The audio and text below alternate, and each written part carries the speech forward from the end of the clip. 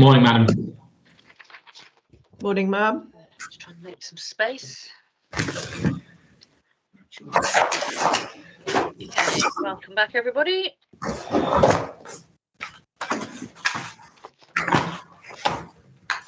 Anything arisen over the adjournment that I need to be made aware of?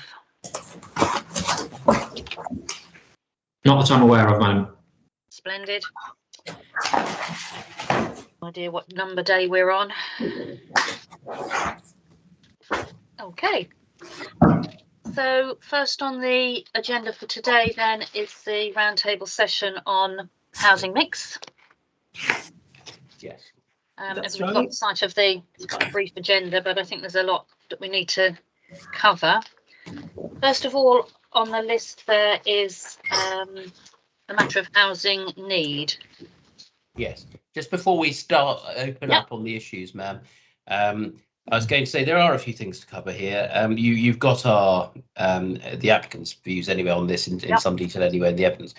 All I wanted to say at the beginning was we've had a change of programme anyway because of that other roundtable session moving off to the later point. It may be that we get to the living conditions roundtable slightly quicker than anticipated. I'm always an optimist, as you know. But we may get to that, and I just wanted to flag that up, just so in particular we've got our people here, but in particular that OGRA had their people available, slightly earlier perhaps than.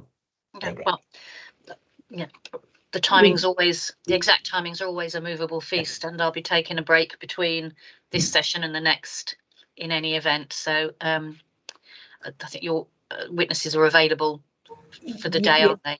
Yes. Yes. So, and in fact, I mean, we've got a plan B. So, if we do finish earlier, then because it'll be Mohsen Zikri and Liz Guest who will be taking part in that, and they can connect via Teams from their homes anyway. Super. But if we have a break, they can get to me within 5 minutes anyway. So we're ready for all eventualities. Excellent. Thank you very much. Okay. First on the agenda then is housing need. I just want to understand the 5-year housing land supply position. I'm not entirely clear on that. There, I've seen different references in different places to. Madam, I'm just going to come in very briefly on this to say that in terms of personnel today, before we move on, the council's evidence is going to be led by Mr. Smith, as it has been in the previous roundtable sessions, but he is going to be assisted in this instance by Mr. Geraint Nutt, who is another council officer dealing specifically with negotiations for affordable housing. He's the programme delivery manager at the London Borough of Hounslow. And Madam, we'll get you his name and qualifications and so on, so you have that. Thank you. You'll have his, as you will have, if you don't already have, Mr. Heslop's. So it's Mr. Smith and Mr. Nutt. And then Mr. Smith will address you in just a moment in relation to affordable housing. I don't know if in relation to housing need, as you just raised it, I don't know if Mr. Warren needs to flag his personnel or whether it's the same personnel as yesterday. Thank you, Mr. Booth. It's just Mr. Roberts with me chipping in with references as and when necessary on housing mix. Sorry, and can I add that I have with me David Pavitt, who will be talking about housing mix and housing needs, and he's a local resident as well. Thank you. Yeah. Thank you. Thank you, Madam. So I'm going to just move to Mr. Smith then first in terms of the council's position as regards 5-year housing land supply. Yeah, thanks, Mr. Booth, and good morning, Mum. Yes, the council can deliver a 5-year supply of housing land. I don't have the precise figure to hand, but we can source that relatively easily, I'm sure, if you need it. If it's not a matter that's in any dispute, then I'm happy with that. Okay, and then I've got so none of the policies relevant policies are out of date by reason of any shortfall in housing land supply. That's correct, Mum. If any are to be considered out of date, that would be because there's a conflict with the national planning framework or some other material consideration. Yeah, that's correct, Mum. And you've seen the policy position statement, I think. Yeah, I've got that. Madam, the further point I would make in that context is you raised the issue of language in some of the proofs and other documents. And indeed, Madam, I believe in my opening submissions, I referred to a pressing need in terms of housing. Ma'am, the use of the term, or certainly as far as my use of the term pressing need is concerned in my opening submissions, that is not intended to be in any way indicative of the council being unable to demonstrate a 5-year housing land supply. The use of the term pressing is simply really to acknowledge the significant uplift, if you will, in terms of the annual housing target for the council, it now being 1,782 dwellings, as compared to the significantly lower target that the council was faced with and was meeting previously. Okay. Thank you. Is there anything else that needs to be covered in terms of housing need generally before we go on to the mix? Ms. Striak, you're not on camera. Sorry. Yes. Yes. I think we would like to say something about housing needs. So I'm just going to swap chairs here now with Mr. Pavitt. Good morning, ma'am. Morning. Welcome. Good morning, everyone else. Yes. Really, the case, our case on housing mix is closely tied to the question of housing needs, and so we will be talking about both of them at the same time. And I can talk about that a little now if you want me to start off. My understanding of your case is that you're particularly concerned about the mix and the demand in terms of need, the demand for different sizes of yes. So essentially, yes. In a nutshell, we're saying that there is a defined housing need for larger family homes, and that these applications come nowhere near meeting that. Okay, so we'll go straight on to that then. That's all. That will all come under, well, what I've got written down here anyway. What I want to discuss under mix as well. So yes. So we'll move on to that then. So the thrust of your, sorry, Mr. Roberts, you wanted to say something?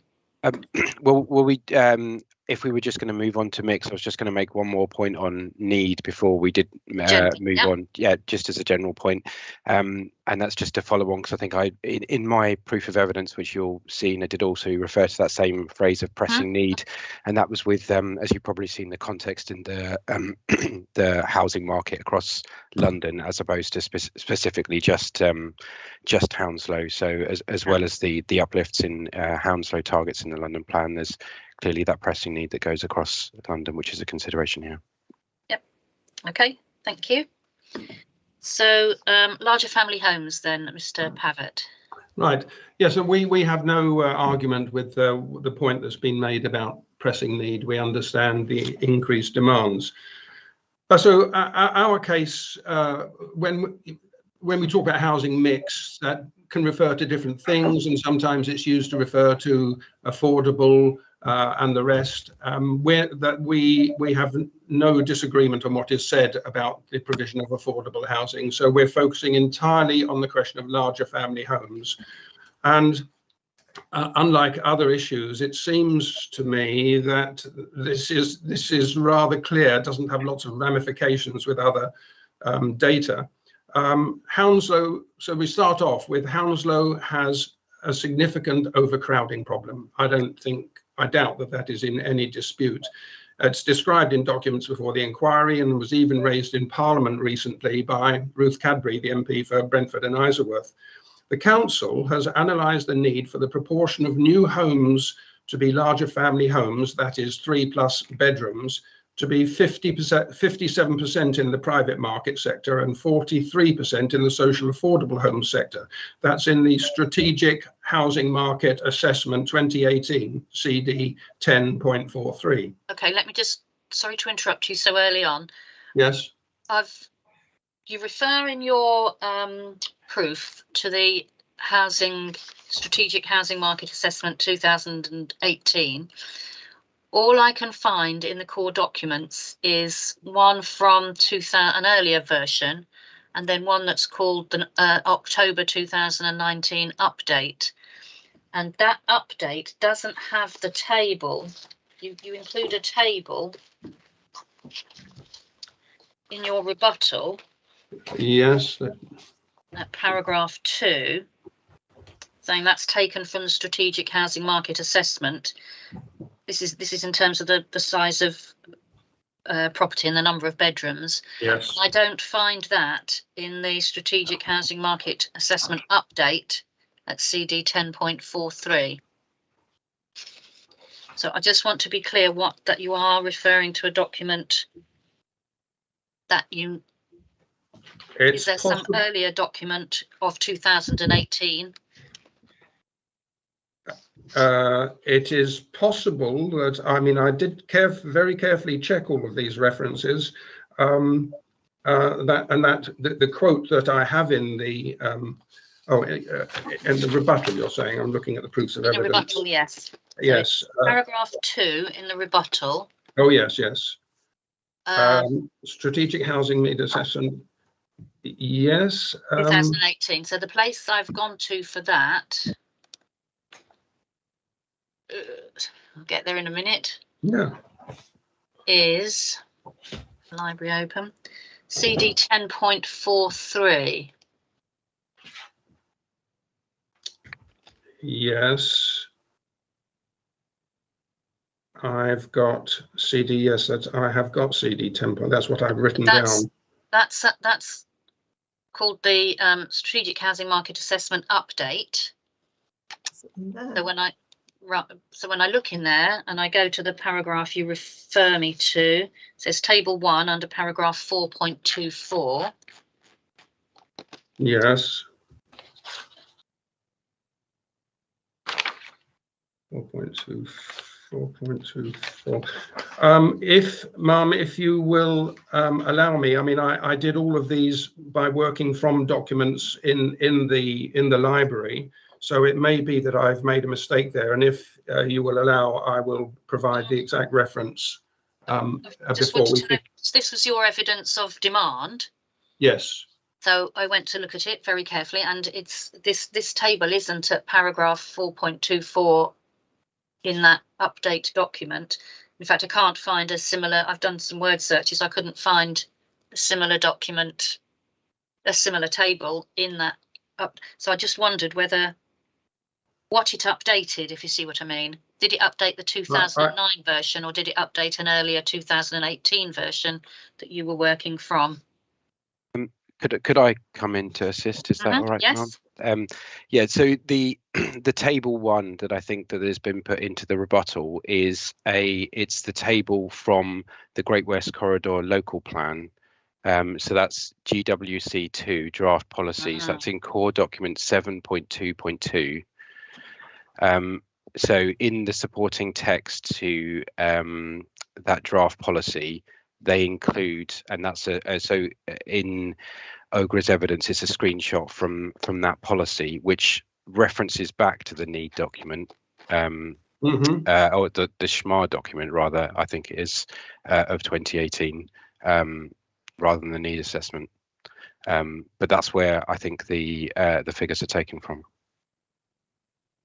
So, I mean, these similar data appears in a number of documents. And so, for example, in the Strategic Housing Assessment Update, October 2018, it has a table which gives the same data. So I think this will be an easy matter to sort out, but I can't do it in a few seconds.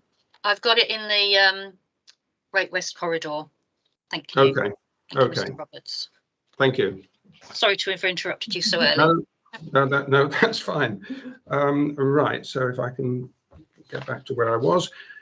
Yes. So in effect, the council has, in various documents, including the one we've just looked at, assessed a very large need, over 50% in various categories, well, just under or just over 50% in different categories for larger family homes, 3 beds plus. And the housing strategy document 2019 to 24, which is CD 1041, makes the point of a need for a higher proportion of larger family homes repeatedly. For example, it even says, in support of a more mixed economy, our housing pledge recognises the need for more executive accommodation and larger family homes to attract professionals and skilled workers into the borough. So the need for larger family homes is the reason why the local plan sets a target for building more of them. Those targets are 30% in the market sector, 25% in the intermediate sector, and 30% in the affordable sector. This obviously falls significantly short of what has been defined as required if overcrowding is to be systematically reduced. So at the very least, these targets need to be met if we are going to start tackling overcrowding. The problem is that Hounslow is struggling to build larger family homes in these proportions. The local plan, CD 6.1, tells us of those dwellings completed in the last 8 years, 32% have been 1 bedroom, 46% have been 2 bedrooms, and 16% have been 3 bedrooms. That's policy SC3 supporting facts, which is CD 6.1.3. Our objection to the development on grounds of inappropriate housing mix is based on 4 points. These are: 1, Hounslow has a serious and growing problem of overcrowding. 2, Hounslow housing needs assessments show the need for more than 50% of new homes to be larger family homes. 3, the local plan sets targets for the percentage of larger family homes in the market and social affordable and market sectors. And finally, 4, large-scale developments need to comply with the strategic targets for larger family homes. I mean, there's been some discussion in the various documents of these targets being negotiable, but actually in the local plan, the limits of that negotiation are strictly defined, and it is recognised, as indeed it is, I believe, in the supplementary statement for this discussion. These are strategic targets, and we understand that guidelines are not regulations. Therefore, there is always the possibility of some variation, and guidelines can, in certain circumstances, even conflict with each other. We understand that. But what we're saying is that for that sort of variability would be especially applicable to small developments. For a large-scale development, which is making a massive contribution to Hounslow's overall housing effort, there really isn't the room to deviate significantly from those targets. The supplementary statement on roundtable matters, ID 1.10.1, paragraph 4.1.12, informs us that the overall, quote, the overall proportion of 3-bed homes proposed across all tenures, around 14%, provides a reasonable level of 3 beds. It's not quite clear in the context to me whether that's specifically for referring to Homebase, where we know that the percentage is indeed 14%. But, and we have looked at the figures for the Tesco site. They're difficult to calculate because now they are only given in percentages. Yeah. And it's difficult to, well, you can't weight the percentages without the absolute numbers. But when we looked at earlier figures, we reckoned it was somewhere in the region of 19%, and similar conclusions based on the percentages. So on the figures given, we can see that on both developments, there is a very large shortfall compared to the strategic targets of the local plan. So given the known need for larger family homes and given the targets for such in the local plan, we do not see how figures well below local plan strategic targets can be justified. I've got a number of other points to make about the arguments used in favour of this shortfall of providing significantly fewer, but I can leave that perhaps till later in the discussion. Okay, thank you. Mr. Smith, are you responding to that? Yeah, very happy to. Thank you very much indeed. Taking the first point, I guess, on overcrowding, the council says that the best way to address overcrowding is by delivering homes of all sizes.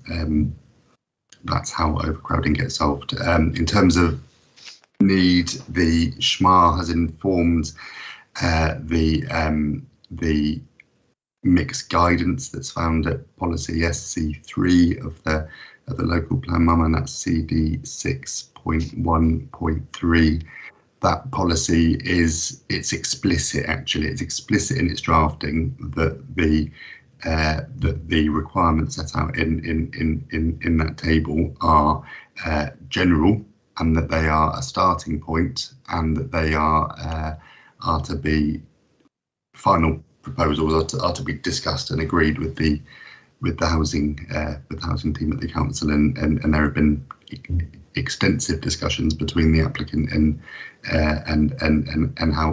housing officers to arrive at the mix that's before you. The council recognises that it has a need for 3-bedroom homes, but it also has a need for other size of homes, and it's not appropriate that schemes shouldn't contribute towards those needs also. I've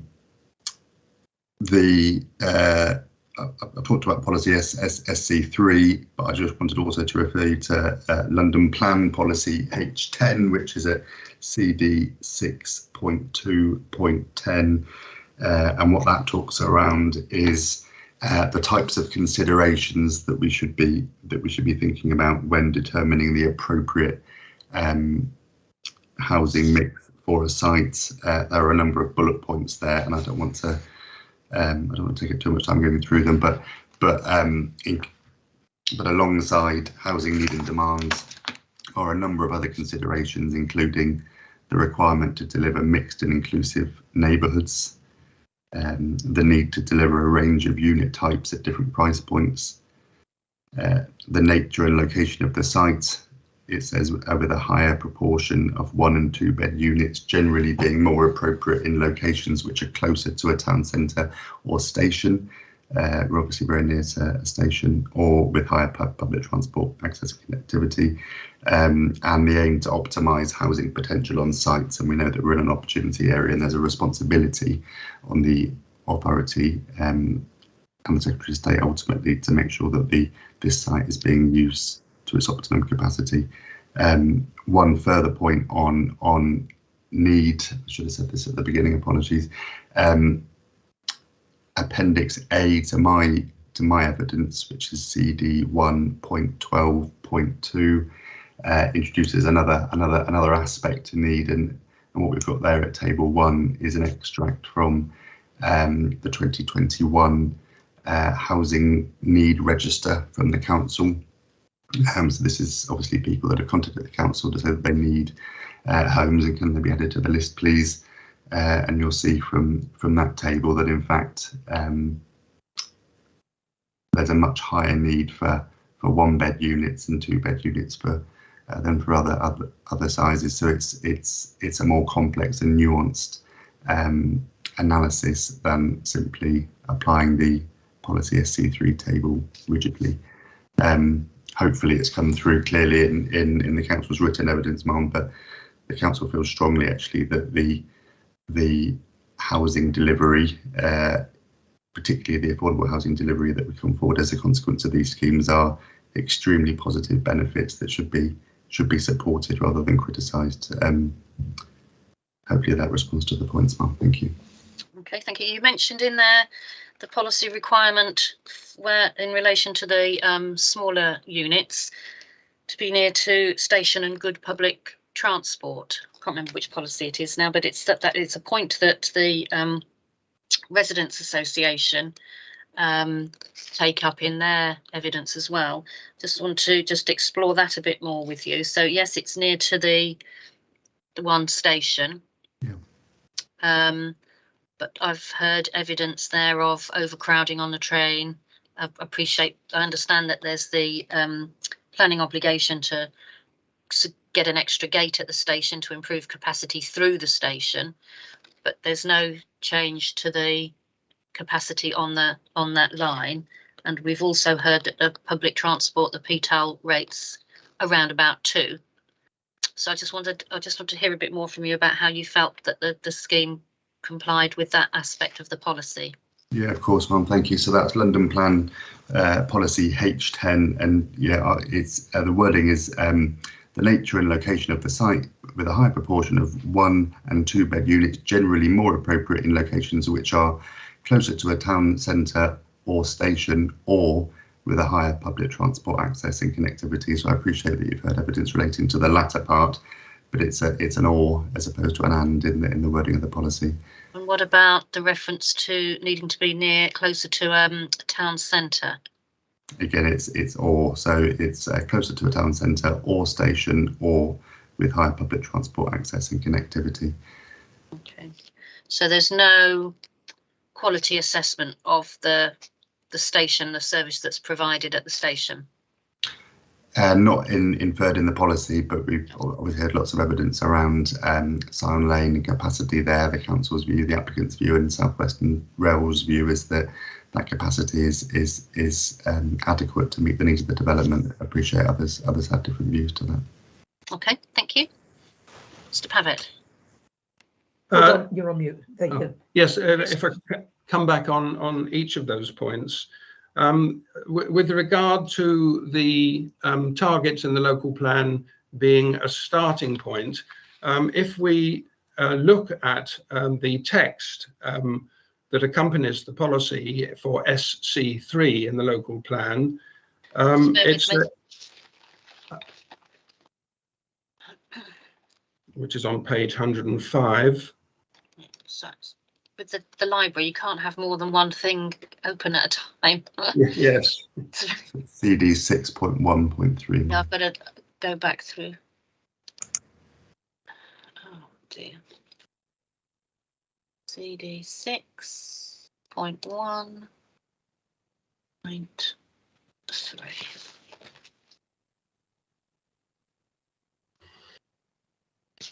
Yep, I've got that policy now, thank you. Okay, so on page 105, where it says we will achieve this by, and with regard to negotiating, it says the housing mix requirements using the mix summarised in the table that the figures we've already discussed, as a starting point for consideration of all housing proposals, whether achieved through change of use, conversion or new development. But then later on the same page, it says we will expect development proposals to, and then clause F is provide a mix of new housing as summarised in the table SC 3.1 unless otherwise agreed with the council on the basis of evidence. And our part of our case is that evidence has not been provided, and I have a few things to say about that if this is an appropriate moment. So we don't think the evidence has been provided for deviating from that starting point. With regard to the need for housing of all types, that is clearly true and not in dispute. The question is the proportions. Then the arguments on the town centre and good transport links, whether that's an and or an or, it really doesn't matter because neither of those conditions is fulfilled. It's not near a town centre and it doesn't have good transport connections. And this point about various factors, possibly COVID and other things, may have increased slightly the demand for 1-bed homes, possibly 2-bed. But I have seen no assessment from the council of what that increase is or any way in which it would affect the broad strategic targets. And so that's just qualitative remarks. I haven't seen any quantitative analysis of that. So we don't think that any of those arguments actually respond to the criticism we're making. Okay, thank you. So where is the council's evidence then of in relation to the mix that it's agreed? Yeah, thank you, Mum. I can see Mr. Nutt's appeared, and Mr. Nutt was involved directly in these discussions, so he can answer that. Hi, Mum. Yeah, I just wanted to pick up the point about evidence, and yeah, the last sort of published document is the SHMA 2018, but you know, in Mr. Smith's proof, which he set out, we talk about the context of COVID and what impact that's had on our housing register, and clearly, I think that is a piece of evidence showing that the approaches to the council has increased significantly, even looking at just that 3-month period between June and September. I think we increased our approaches to 500 people additional on our housing register, and that majority of that was focused on the 1 and 2 bed area. So I think, you know, it's just, although that's not necessarily published evidence, you know, that's something that's been provided as part of the inquiry, and you know, represents change of the context that we're currently working in. You're on mute, Mr. Pavitt.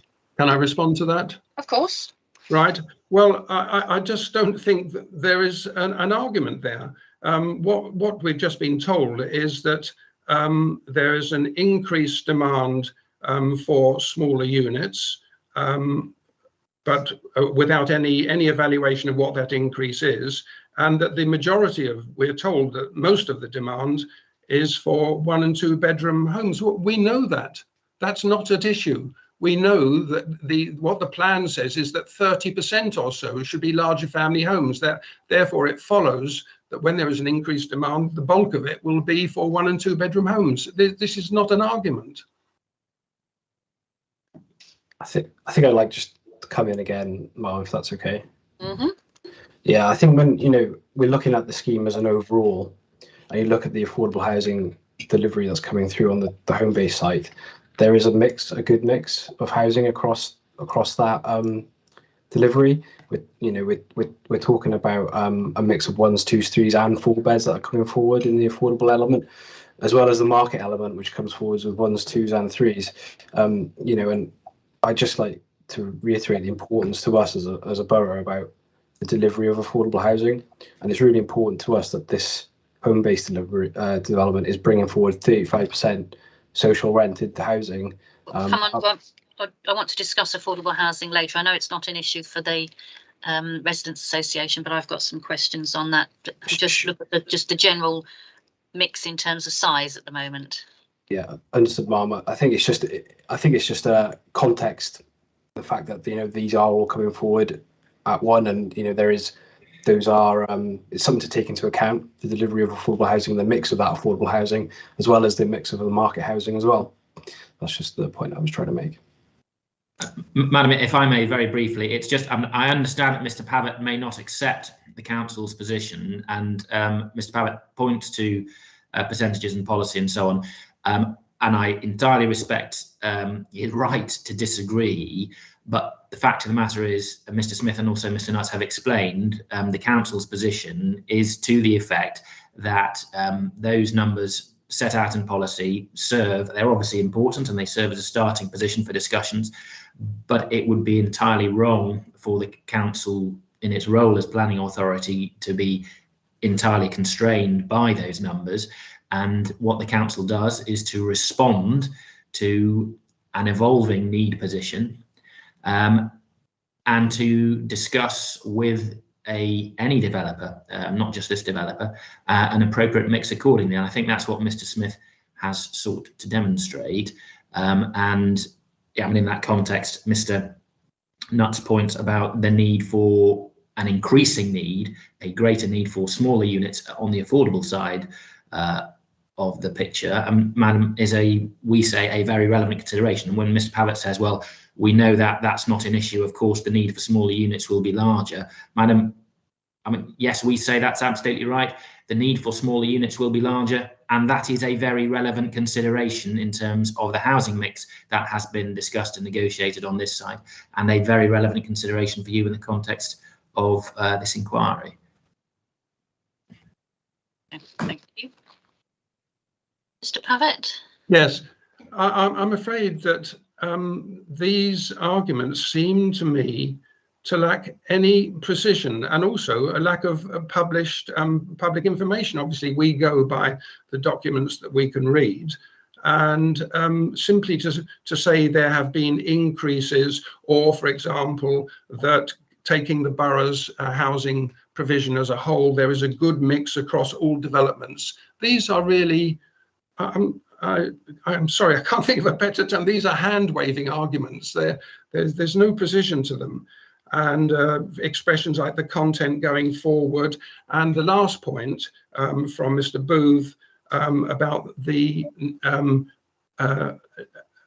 avoidance of applying figures rigorously, or some such word. He didn't say rigorous, but using them as a constraint, I think was the word he used. I said right at the outset that we understand the need to for guidelines to be applied intelligently and not rigidly. But we answered that point by saying that nevertheless the strategic targets remain, and on a development of this sort of size, making such a massive contribution to the overall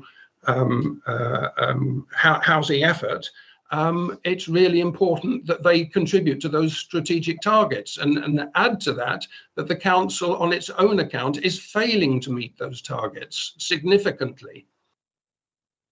Yes, Madam, I'm not going to get into a debate with Mr. Pavitt on the point. I don't think it's really going to help you for us to have a tennis match on this point. I reject entirely the suggestion that the council is failing to meet its targets. The council has met housing targets year on year and is now seeking to meet very much enhanced targets. We've discussed the figure already today, Ma'am, 1,782 dwellings per annum. In that context, it's very important to make best and most efficient use, optimize use of brownfield sites such as this one. And Madam, we do say, for the reasons that Mr. Smith's given, Mr. Nutt's given, and I've given, that this housing mix is appropriate. I've never heard the phrase hand-waving arguments. I might even use that when I'm trying to criticise someone else as another inquiry. But so I will store that one up. But Ma'am, I don't accept that criticism of my position in this instance. My understanding of the point was that it was the particularly the family housing, not housing needs generally. Exactly. Yeah, ma'am, and what Mr. Smith has said is that there is to be a significant contribution of larger units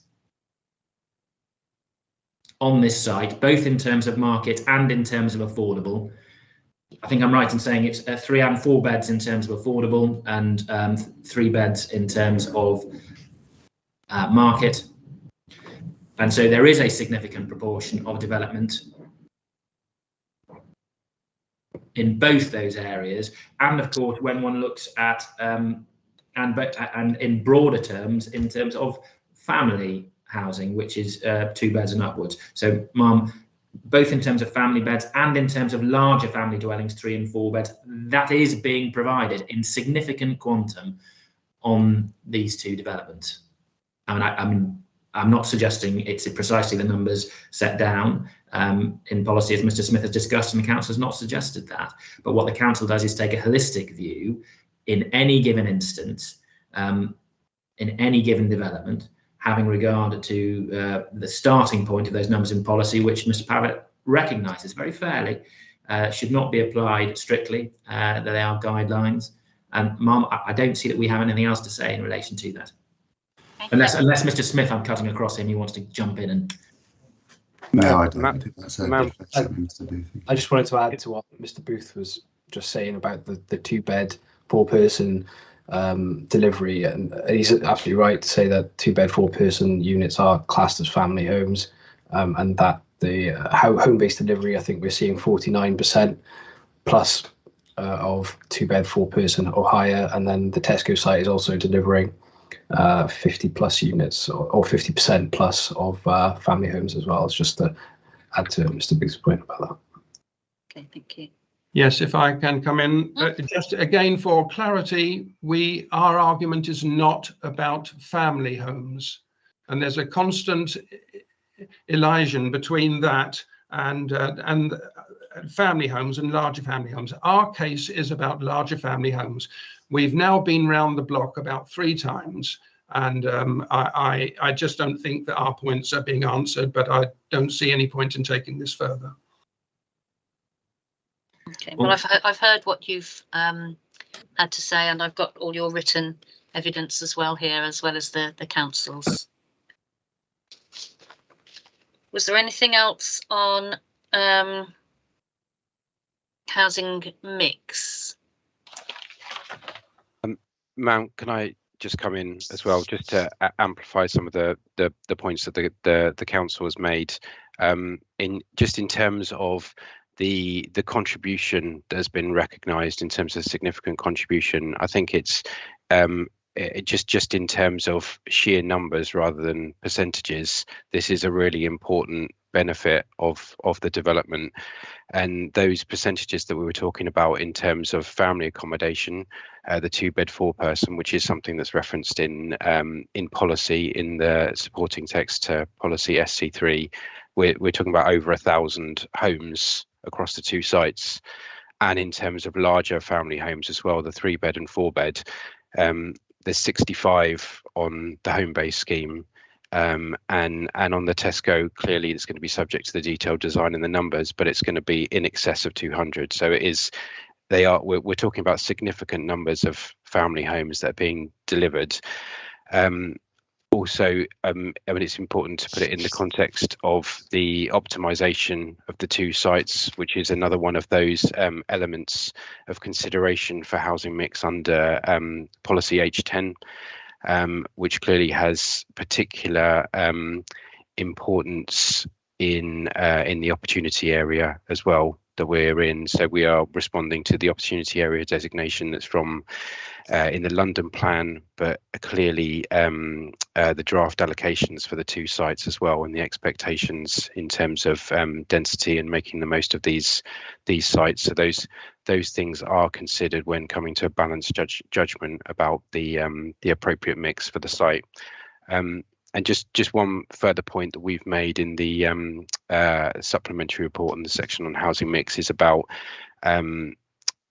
those family homes and looking at mix across the tenures. So what you'll note from our evidence is particularly the focus on the social rent and the London affordable rent tenure, and how closely the larger family homes meets the target percentages within those.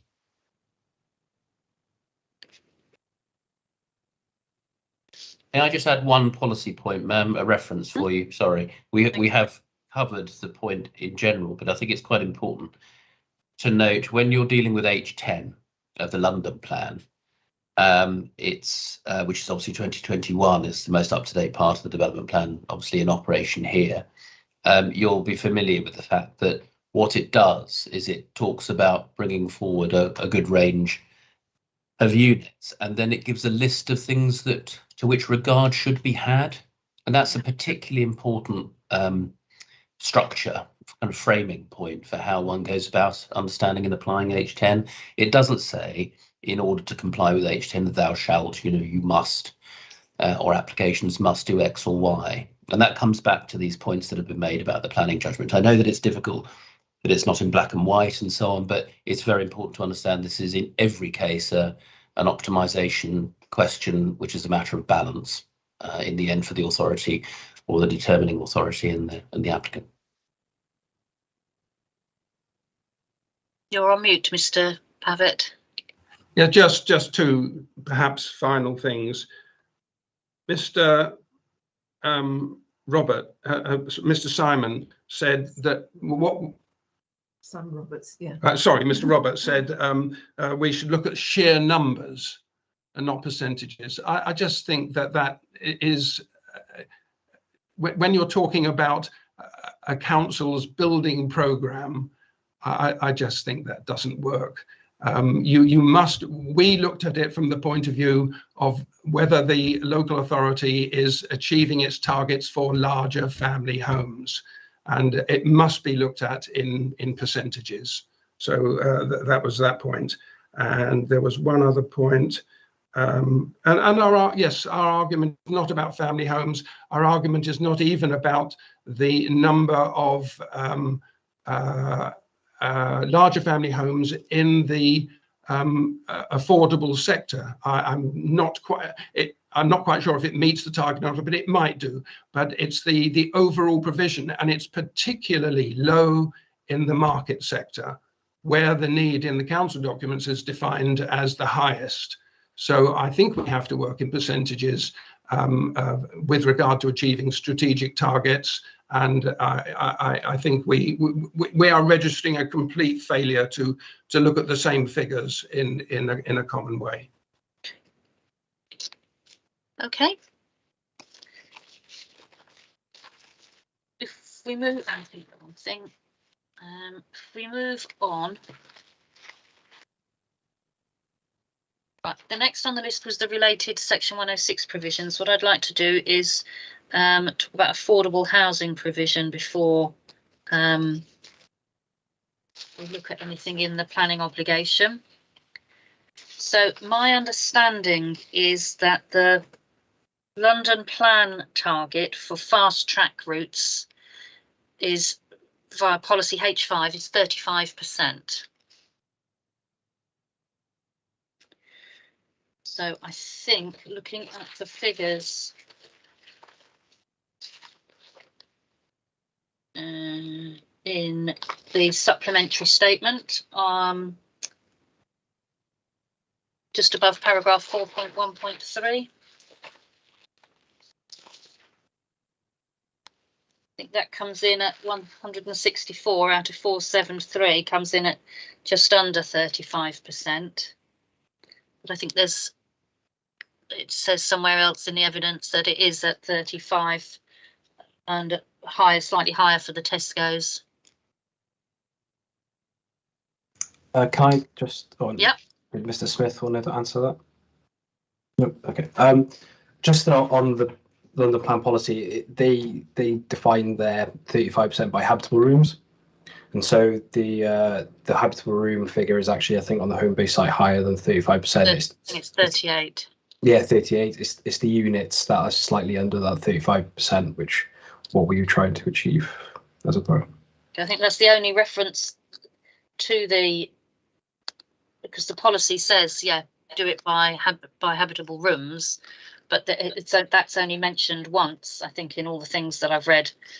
Everything else just concentrates on the number of units.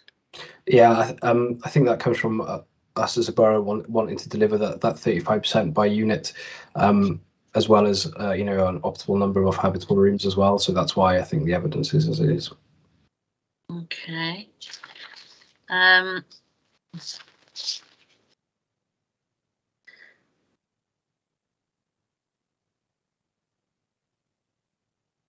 Then it was the mix, it was the split.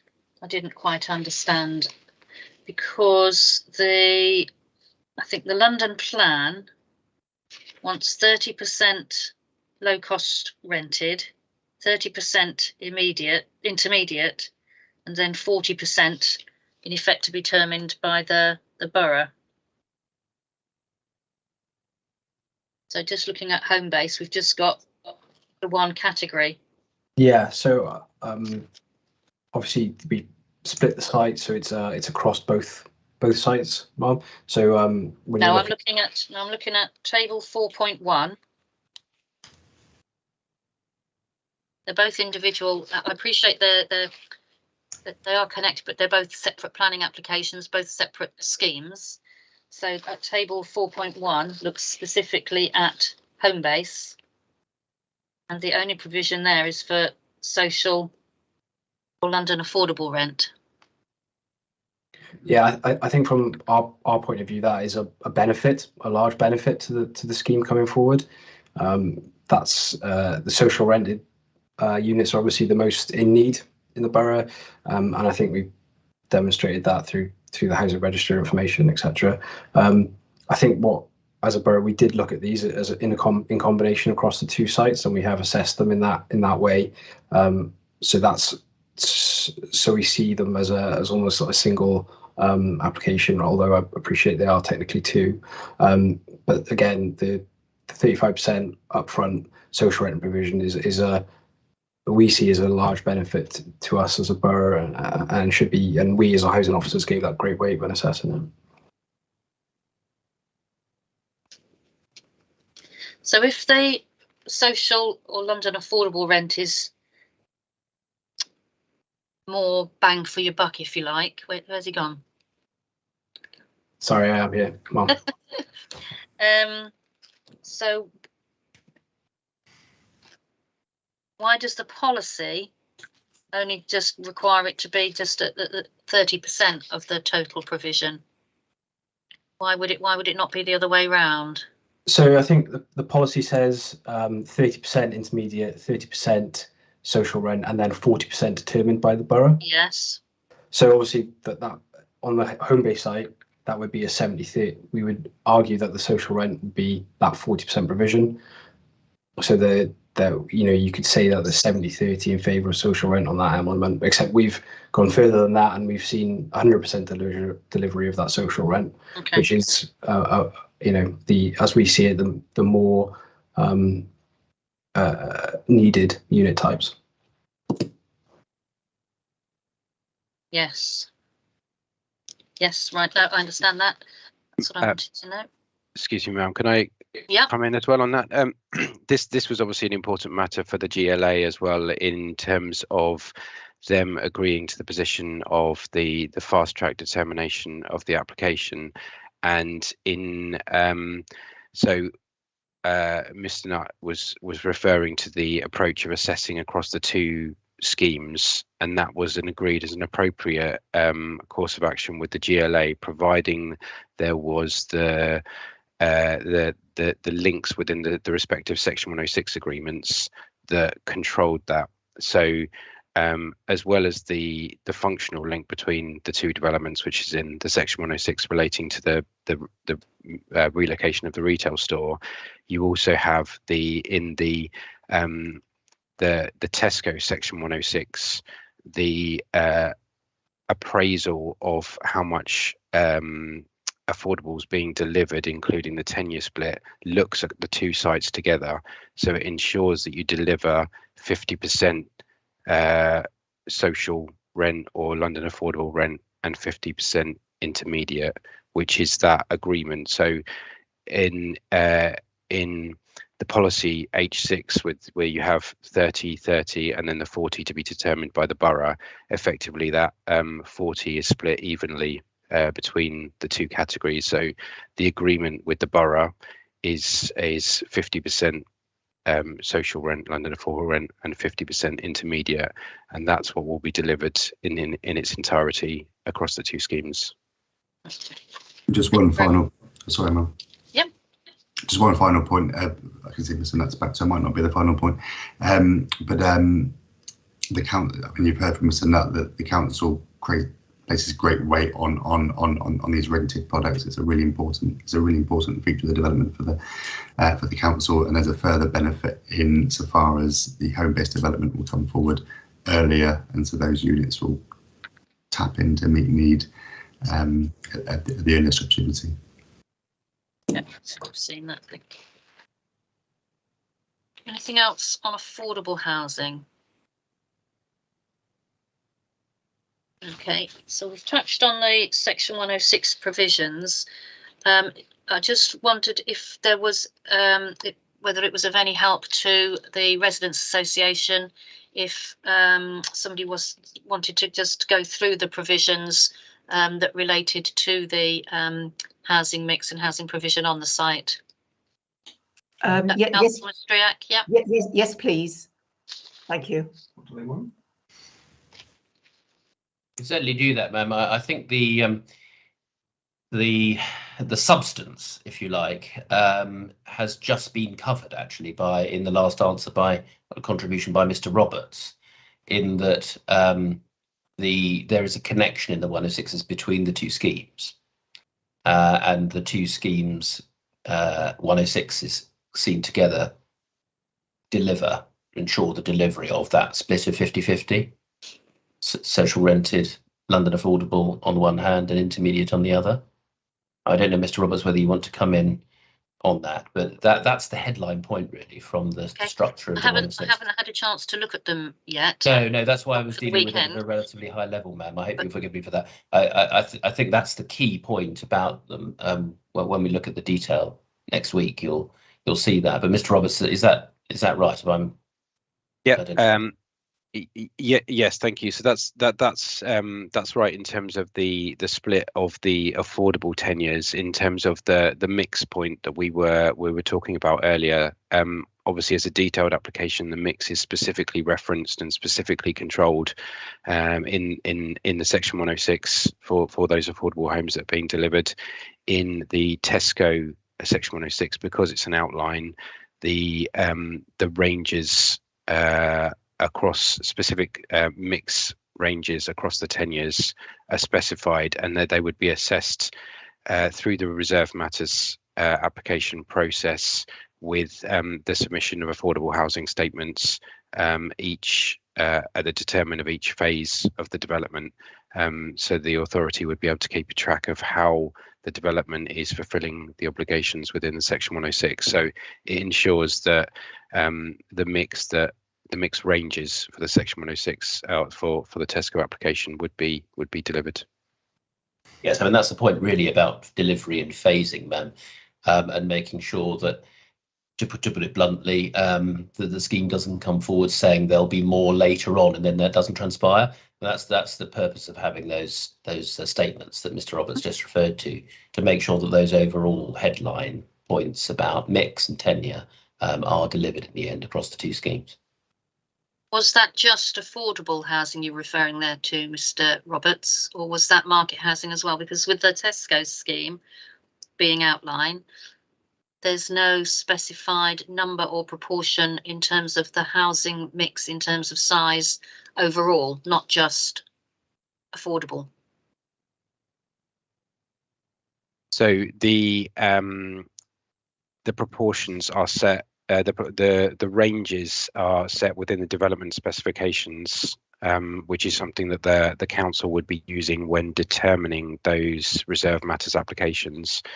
The section 106 specifically refers to affordable housing in terms of the proportions of each phase. So it's not just a case of looking at it in its final phase. So you won't get the situation where the first three phases come forward with 100% private homes and then all the affordable is left to the end. It's been an important point of discussion agreement with the authority that there would be phased delivery in line with those proportions. So in each phase there would be a mix of affordable and a mix of tenures to ensure that mixed and balanced communities across the development. Yeah, no, my point was more about the mix of size, not to do with the tenures. Yeah, so the size mix is referenced in the section 106 as well. So it's going to be assessed at each stage against those both tenure and mix. Do you have any questions on that, Ms. Striak? No, thank you, ma'am. Okay, thank you very much. Is there anything else in terms of housing then that we haven't covered that people wanted to mention? No, ma'am. Okay, that takes us to 10:30 then. If we take a short break, if we resume at, should we say 1:45? Sorry, ma'am, can we make it 11 o'clock? I'm terribly sorry. It's just that, to make sure that I can get the rest of the team here, or even 10 to, if we could do that. 11 o'clock's fine. All right. Thank you, ma'am. All right, so we'll resume at 11 o'clock then for the final of the roundtables, the roundtable sessions for today. Madam, can I just raise one issue? And it was just really to clarify where you stood on the first homes issue and when you were anticipating dealing with that, whether you wanted to deal with that now or within a 106 session, or indeed whether you were satisfied, madam, and didn't need to address it further. I'll give you my views on.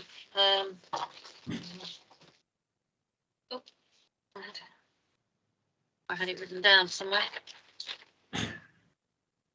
Right. Yes. So first homes. Looking at the guidance in the written ministerial statement and the PPG. Yeah. Particularly the PPG, the bullets. So my understanding at the present time is the statutory oh dear, I can't get my words out this one. The statutory determination period expired on the 1st of January 2021. So after that, in the September of 2021, the Secretary of State said that it didn't have enough time to deal with it, issued a holding direction, and then the applications were called in November 2021. So that was long after the statutory determination period. I have to work this through. So arguably the right to an appeal against non-determination could have arisen well before they were actually called in. Madam, that's certainly how the council has seen it, which is to say the right of appeal against non-determination arose in early 2021 and the direction didn't engage until November, but I'm sure you've appreciated that. So I'm inclined, I've gone round with this, so I'm inclined to agree that the exemption is engaged. Yes, so that the policy doesn't apply, so there is no need, but the Secretary of State might have a different view on that. So the arrangements for providing that are in the one version of the planning obligations, as I understand it, and we'll look at that in more detail when we come to discuss those. But that's my position at the moment.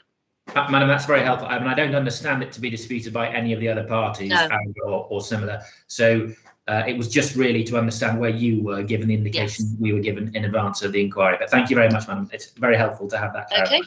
Okay. All righty. So we'll resume at 11 o'clock then. Thank you, Madam. Thank you.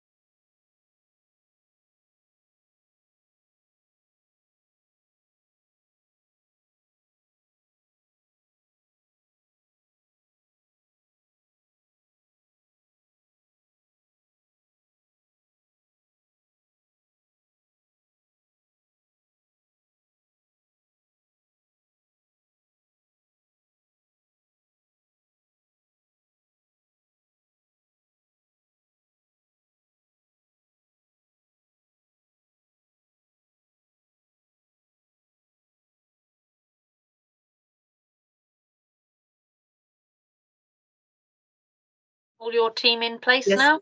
Yes, thank you, ma'am. Marvellous. So who have we got talking to this topic then? Me. Yep. I'm speaking to it. Okay. For the applicant, ma'am, in addition to Mr. Roberts, Mr. Adams, architect of the Tesco scheme, who you know already, Mr. Andrea Cesati, CESATI, of PTP, Mr. Patel's colleague, Andrea Cesati, and Matthew Harris, who you'll see on the screen just saying hello. He's from Point 2, ma'am. He's the sunlight and daylight expert. Okay. Hello, Mr. Harris.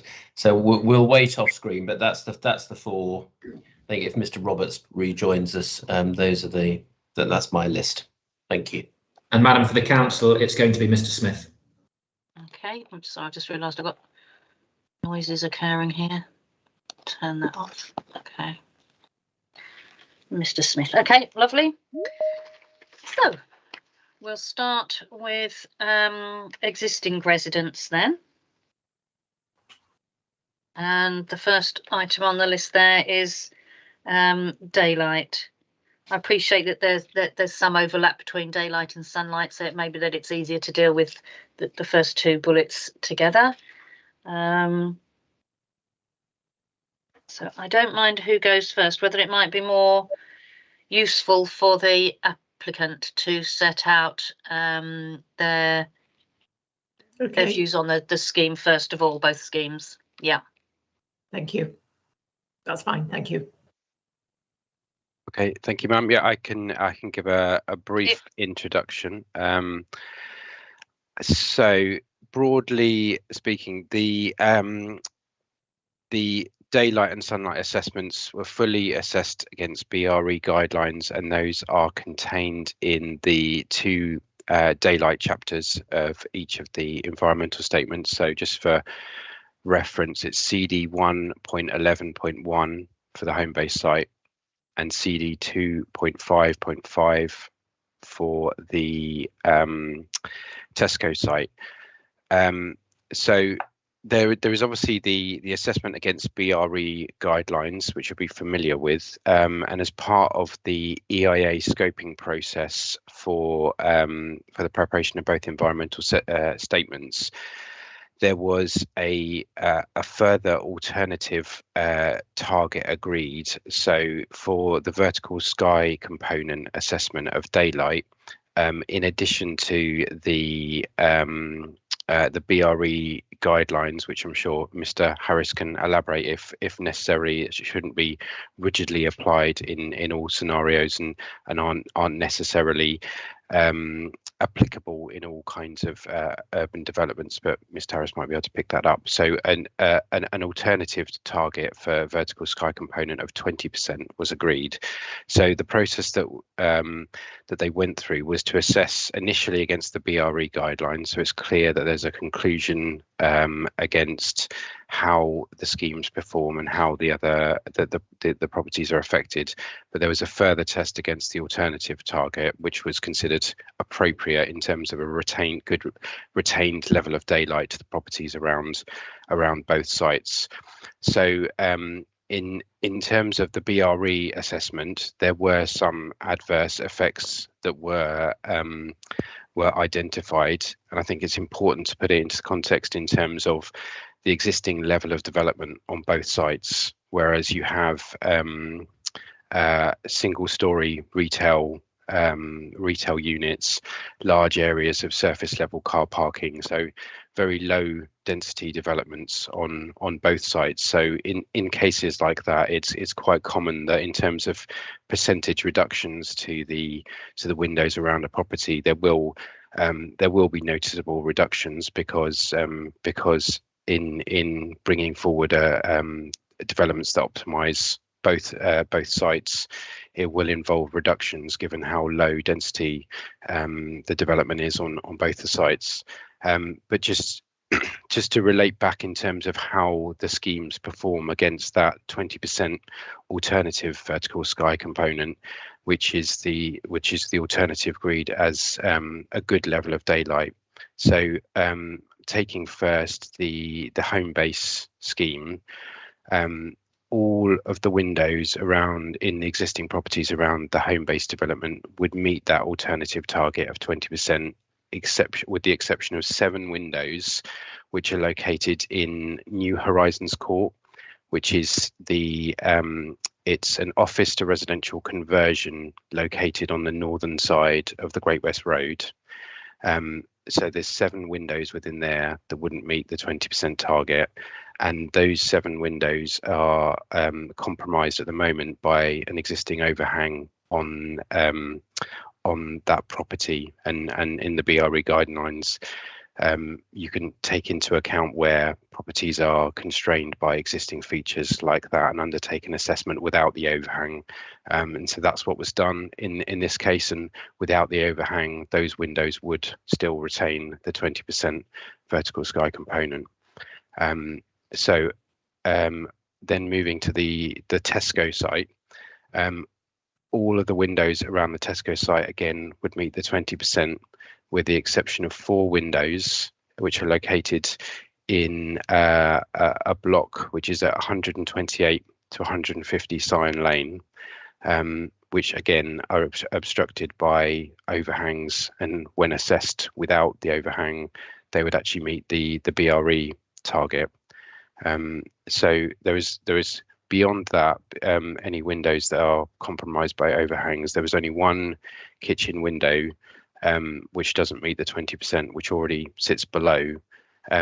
So taking a step back in terms of the level of daylight that's retained by both of those around both the sites, it's considered this is a very good level of daylight for this context in terms of the schemes that we're bringing forward. So that's in terms of references. It's discussed in our roundtable statement. There's a summary, paragraphs 2.6.1 onwards, and also in terms of the detailed summary, I'd refer you to table 11.13 of the Tesco ES chapter, and tables 12.8 and 12.9 of the Homebase chapter for further detail in terms of references. Okay. Just the windows that you've referred to, so you said 7 windows in Horizon, is that to 7 different apartments, or is it just 2 apartments or 1 apartment, or what?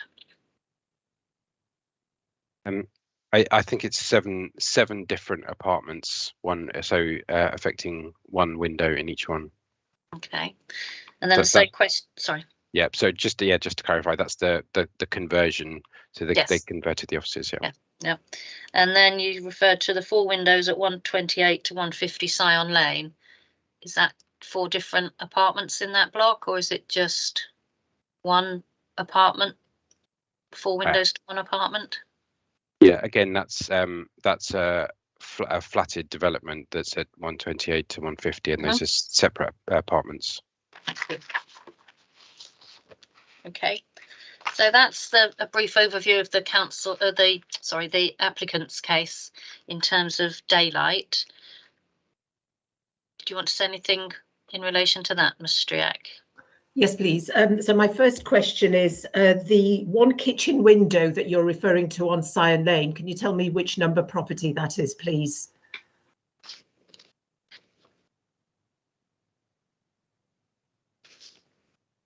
Yeah, that is 45 Oaklands Avenue. I thought you said, sorry, 1 kitchen window on Cyan Lane would be affected. Oaklands Avenue is not Cyan Lane. Sorry.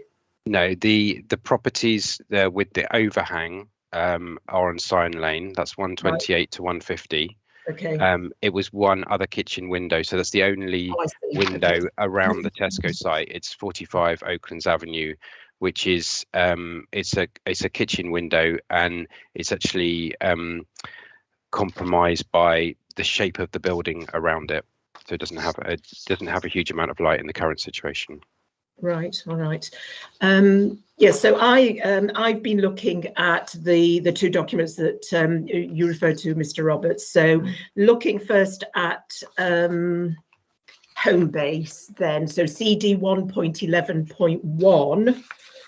If we go to table 12.12, I don't think there are any page numbers, sorry, in the bit that I've printed out. So table 12.12.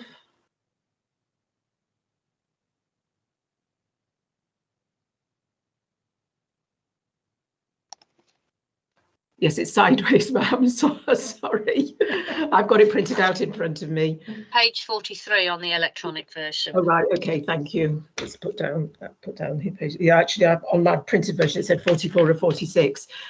So in the completed development, for sunlight to existing adjacent residential properties, you've got minor adverse residual effects to 2 properties and major adverse to 1 property.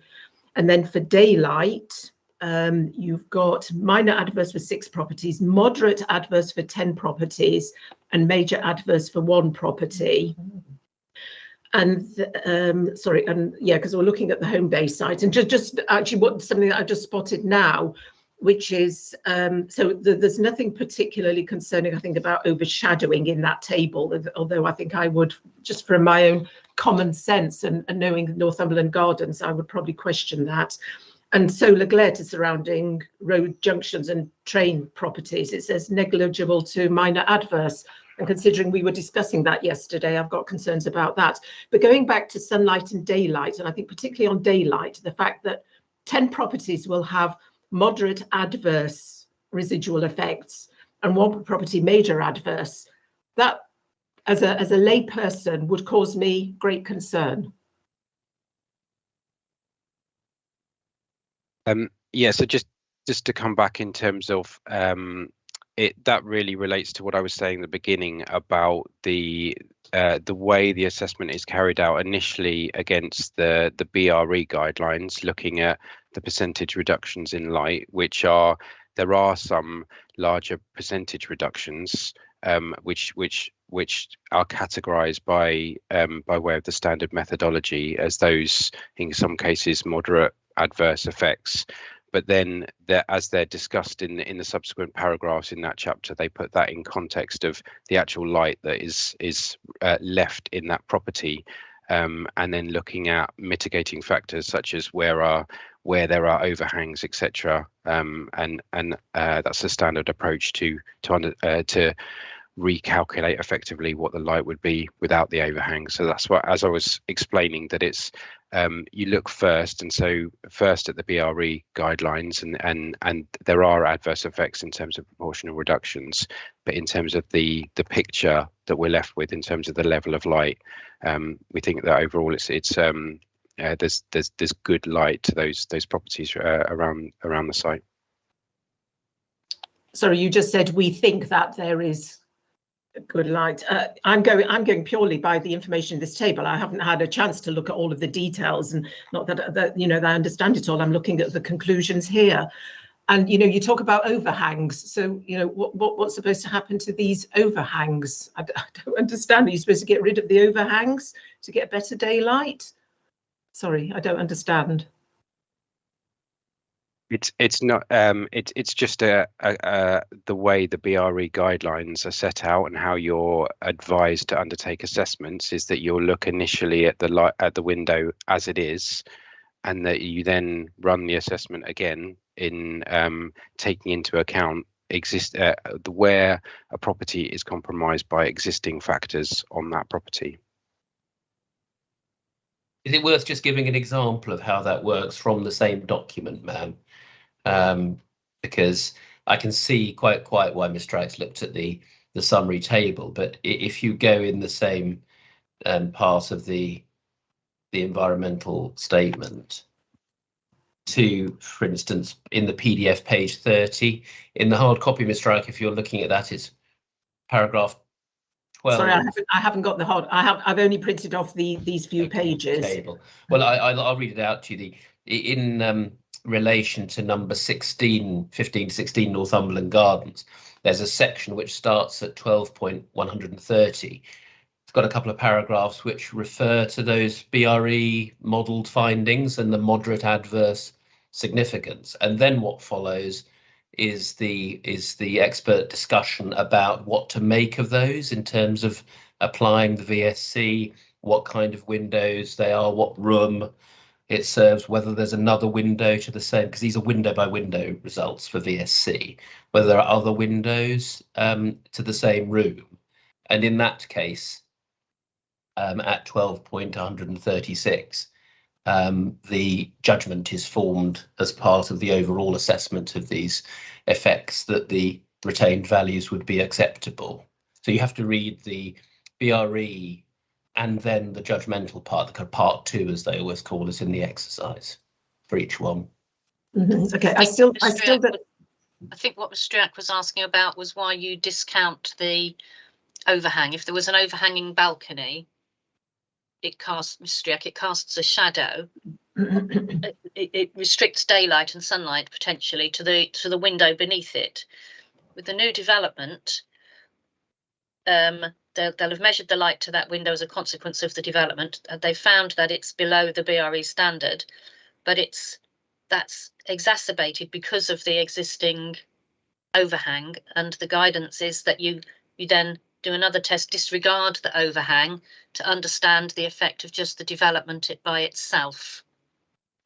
Okay, but there's on the maze, so I know the maisonettes on Northumberland Gardens very well because I lived in one myself just round the corner, and there is no overhang on the maisonettes, so I don't understand that. And the other point I wanted to make about the maisonettes is that the windows at the fronts of the maisonettes are for major rooms that are used. You know, it's not like a bedroom. I mean, there are 2 bedrooms and the living room is at the front. So they are, particularly for the living room, those are important windows. And I know it's less of a problem where you've got a bedroom, I assume. But so yes, so the overhang I don't understand on Northumberland Gardens for the properties there, because there's no overhang. So just to clarify on Northumberland Gardens, all of the windows in those properties meet that 20% vertical sky component without any qualification. The qualification came with respect to the New Horizons Court, which is the office to residential conversion on the northern side of the Great West Road, and those are the ones that have the overhangs. Mr. Warren took you to the Northumberland Gardens as showing a sort of an explanation about things, not necessarily to do with the overhangs. I'm sorry if I confused things, Mr. Striak. That's right, ma'am. I was just trying to show how one fitted in the table, which you've rightly looked at, Mr. Striak, with the rest of the exercise. I wasn't specifically dealing with the overhang point. I'm sorry if I misled you. I mean, I'm still concerned about, you know, particularly on that table, the daylight, the moderate adverse, minor adverse to 6 properties, moderate adverse to 10 properties, and major adverse to 1 property. So I think what you're telling me is that this other guideline that you use is of a lower standard and you get a better result, or am I, sorry, or have I got hold of the wrong end of the stick? Well, no, it's about levels of the assessment. So you need to assess initially against the BRE, and as I said, that there's quite a standardized way of ascribing levels of significance in an environmental statement based on a degree of reduction, and what we're acknowledging there is that there is a degree of reduction in light, which, as I say, largely relates to the low density of the existing sites, and the density of the development then proposed. But you take a further look at actually what kind of light are those people left with, and that's it's a further stage of assessment in order to come to a proper balanced judgment about the quality of light that those properties will enjoy in the future. And the reason for that, just see if I can chip in, sorry to help, I hope, is that the policies, national policy, local policies, don't talk specifically about meeting BRE, etc. as the final test. They talk about acceptability of the living condition, the effect of schemes on living conditions, which is why there's that need for experts to form judgments about the BRE in particular context, because the BRE guidance about VSC diminution percentages, etc., is very general across the whole country, and you have to bring it to a more local level to reach a judgment. Okay, I'll move on to the Tesco one in a moment, but just thinking about Northumberland Gardens, the residents there, you know, whatever guidelines are going to be using are going to be affected, you know, apart from the fact that they're going to be staring at a wall of tower blocks, whereas at the moment, you know, they have got sky. So again, you know, this is maybe unrelated to the actual figures here, but they've got that, plus they will have reduced daylight. And if we look at the Tesco site, so I was looking for the document online yesterday, and I think I don't think they've all been uploaded in the environmental statement, because initially I looked at CD 2.5.5, which is chapter 11, but then I had actually printed off chapter 13, which has got a similar table, but I don't think that was uploaded yesterday. So I don't know whether it's been uploaded yet. I noticed that the environmental statements weren't in the library in their complete form, and there were obviously only selected chapters in there. So I was told that I did ask for them to be uploaded, and I was told that that was being done. Is it not being done yet? Well, it wasn't at 11 o'clock last night when I was looking at this. I'll have to check, ma'am. Sorry, I didn't check before we started this session. This is a similar table to the one that we just looked at for Homebase. Sorry, so which document are we in now? Well, so I'm actually in, so this is, so whatever CD 2.5.5 is, I think it's the environmental statement, but this is chapter 13, which is it's actually entitled, hold on just a second. So I'm looking at completed development residual effects. Yeah, just bear with me. To chapter 13, but it wasn't there yesterday. But I'd found this a few weeks ago, and I was looking at it from the council website by clicking through all the environmental statement. It's about 20 of them, and I found it. Yes, yeah, no, the 2.5.5 is only chapter 11. And I don't think there's anything below that in the yeah, exactly. So that's still waiting to be uploaded. But if I may refer to that, just looking here. So you've got daylight, sunlight, and overshadowing, changing daylight levels at surrounding receptors. It says, and again, I don't understand, it's got negligible, but then it's the scale of effect is negligible, but the duration of the effect is permanent long term. But then you look at, on the next page, there's a minor scale of effect to properties on Scion Lane and Oakland's Avenue. So on Scion Lane, 1992, 98, 106, 108, 112A, 143. And 84 Scion Lane, and on Oakland's Avenue 46, 47 and 48. And there is an adverse effect of overshadowing. Sorry, is that overshadowing? No, sorry, yeah, I think so. No, that's daylight, sorry. And then you've got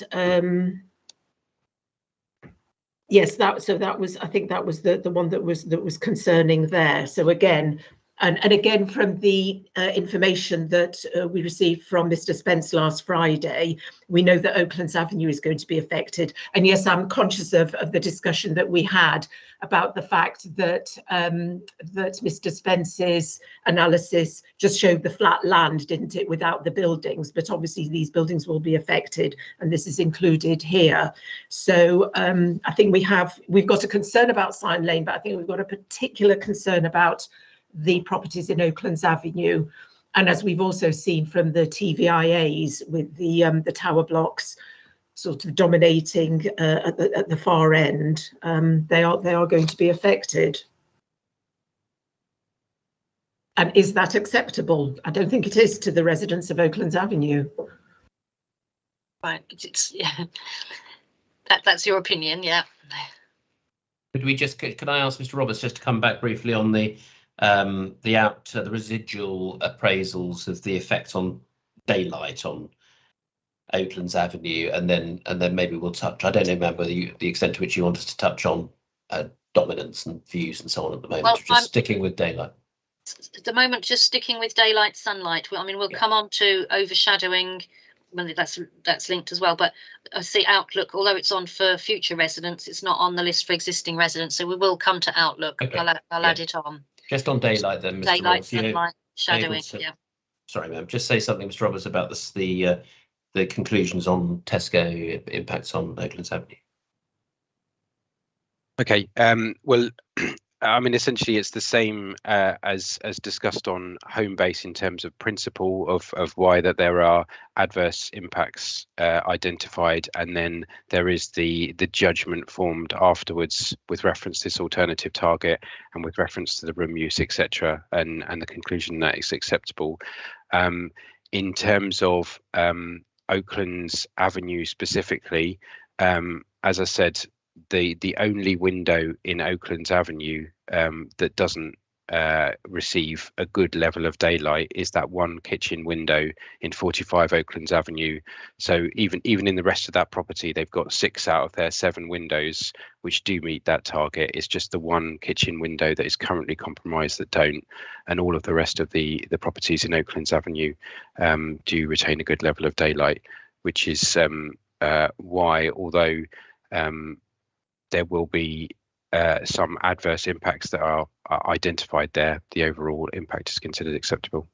I think just on the kitchen, Ms. Triac, the work shows that that's got 2 other windows serving it, both of which meet the standard. So it's just that one on the side, which has got the neighbour's fence building right next to it. Its own return. Okay, can we have a look at 100 Scion Lane, which on that table 13.2, it says scale of effect negligible to major, and type of effect, it's got NA, not applicable or whatever, and then adverse. So I'm sure that's explained in more detail somewhere in the document, but as you can imagine, I haven't had time to flick through the hundreds of pages to try and find the reference to this. So maybe you can explain how 100 Cyan Lane is going to be affected. Thank you. Okay, so the one room in 100 Scion Lane that's discussed is paragraphs 11.104 to 11.105 of the environmental statement, and the adverse effect there relates to the depth of the room as a limiting factor to the in the existing situation. I think that room is measured as over 8 meters deep, and again that's another existing condition, which makes it's the existing condition which is the primary influence in terms of the amount of light to that room, as opposed to the development that's being proposed. Okay, and then underneath that we've got negligible to minor, 128 to 150 Cyan Lane and 45 Oaklands Avenue, and again you've got N/A, not applicable, and then adverse.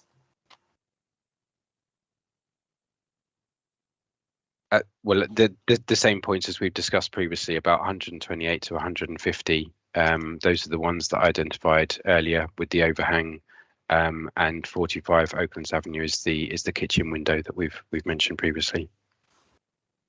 Okay, thank you.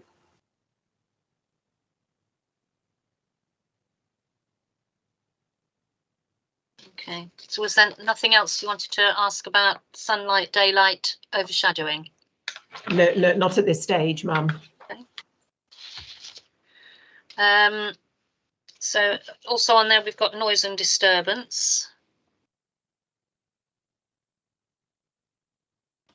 Yes, so I've got Miss Guest who will be speaking about that, and Mr. Zekri, but Miss Guest first. So if you have a musical chairs again.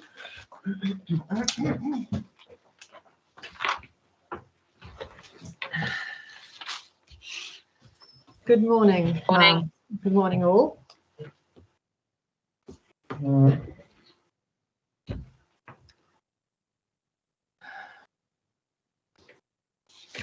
You go. All right. The first thing I'd like to say about noise is that the noise of traffic along the Great West Road, and of course at Gillette Corner, is very noticeable all day long, really. And I do remember when we had a first meeting with the developers in autumn 2019. We met and had a walk around both sites, and I remember we were standing by the Homebase site in Cyan Lane at the corner, and it was extremely difficult to hear each other's conversations because the noise of the traffic. It was 7 o'clock in the evening, and every 90 seconds we had a plane coming over, heading for Heathrow.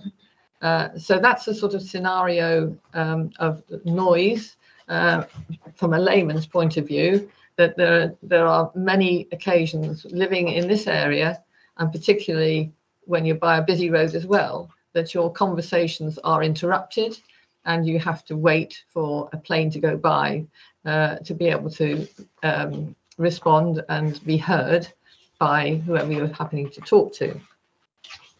The noise levels on the Great West Road and at Gillette Corner on average are about 50 decibels.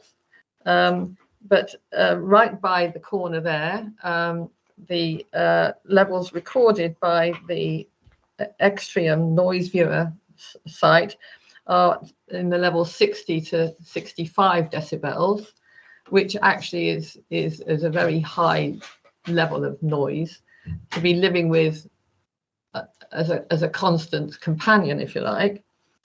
On top of the general noise from traffic on the Great West Road and at the junction with Cyan Lane, we have the regular appearance of aeroplanes heading for the northern runway at Heathrow.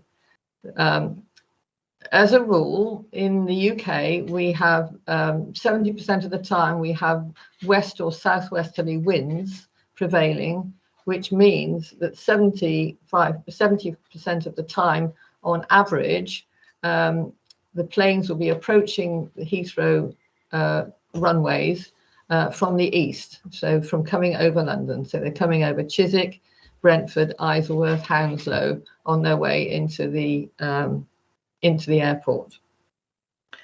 Now that's an alternation arrangement, so it's not all day from 5 o'clock in the morning to 11 o'clock at night. The periods where they switch from northern runway to southern runway are alternated week by week when you've got a constant flow of westerly sorts of winds. So from 10 to 5 in the morning until 3 o'clock in the afternoon, you will have, for 1 week, you will get the planes coming over every 90 seconds. And then at 3 o'clock in the afternoon, the planes approach flight path will switch to the southern runway. So it's not, as I say, it's not all day, but it's large segments of each day that you're affected by noise of planes. Now we're used to that. You know, up to a point we're used to it. I've never liked it, but I've lived here long enough. There have been other benefits of living here that have overwhelmed the thought that maybe I'd like to get away from the planes.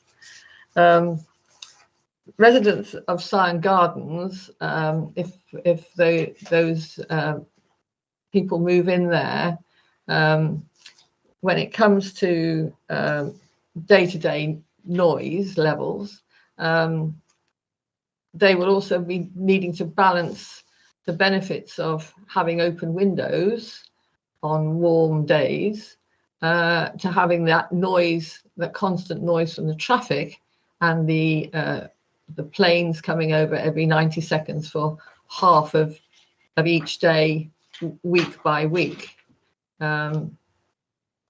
So there's a conflict imposed on them, really.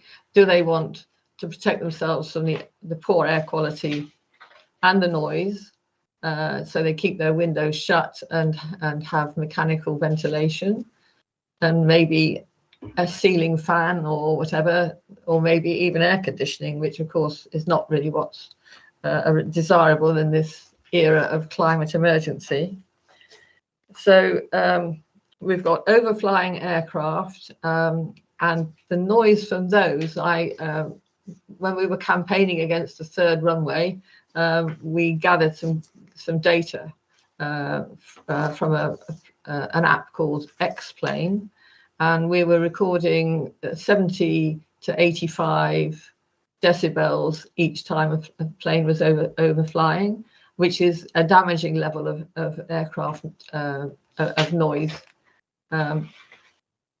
So just moving now to envisaging the outdoor spaces at Scion Gardens.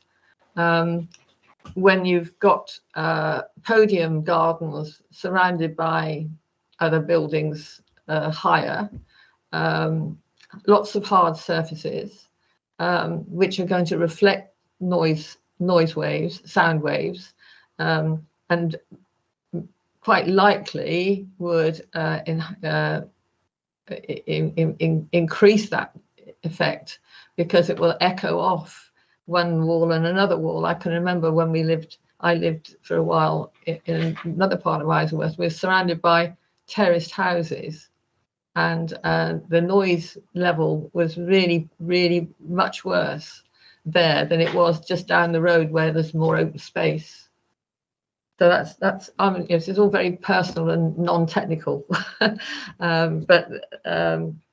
I would be quite concerned for the comfort of the residents of Scion Lanes, not only during daytime wanting to be outdoors, but having that noise as a constant companion. Sorry to interrupt you. Just to be clear, we're talking about existing residents here, not future residents. Yeah. I'm talking about existing residents. What the conditions are like at that location. Because you mentioned the podium gardens earlier. That was all. Yeah. Yes. Yes. Thinking about the future residents would have the limited open space they will have. But future residents is a separate topic that we're coming to. We're just focusing on existing residents. Okay. All right. Okay. So existing residents will expect in warm summer,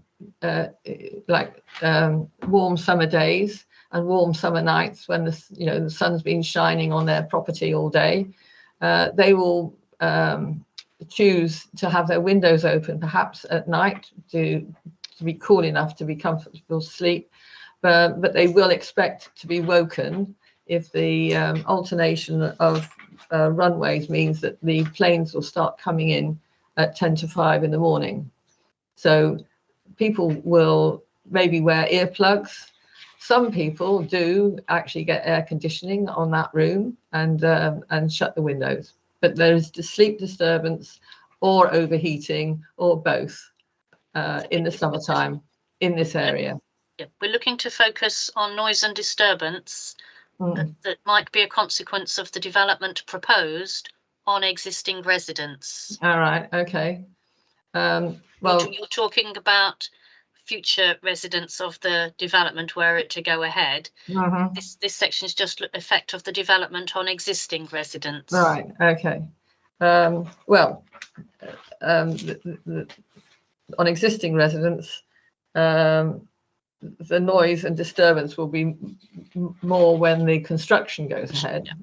I mean, that's a big factor for people facing those huge developments. So there'll be noise, air pollution from the vehicles, which will not be pleasant.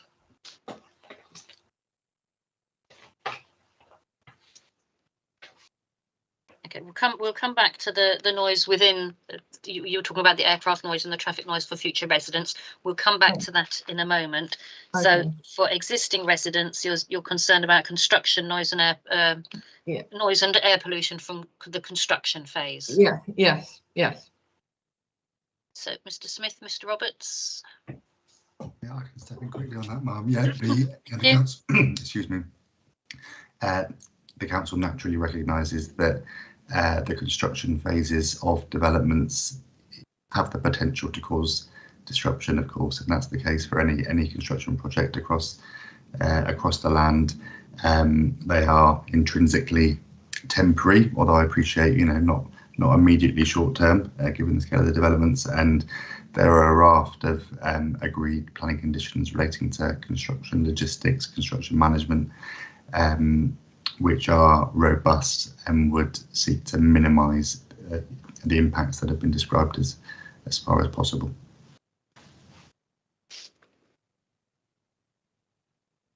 Have you seen the suggested conditions, Ms. Guest? Yes, I have, and I was actually very concerned, going back to something which I read a while ago now, but just the fact that these towers, these developments are going to require such huge basements to house some of the heating equipment and so on, and also provide stability for the tall buildings and so on. The amount of excavation that's necessary for these very tall buildings is also very climate damaging and very disturbing and very damaging to the environment in general, by having to move huge amounts of material away from the sites to make space for the concrete and steel that will underpin these tall towers and at such density. We're talking about living. Yeah. It will affect the environmental issues yesterday. This is living conditions. Yeah.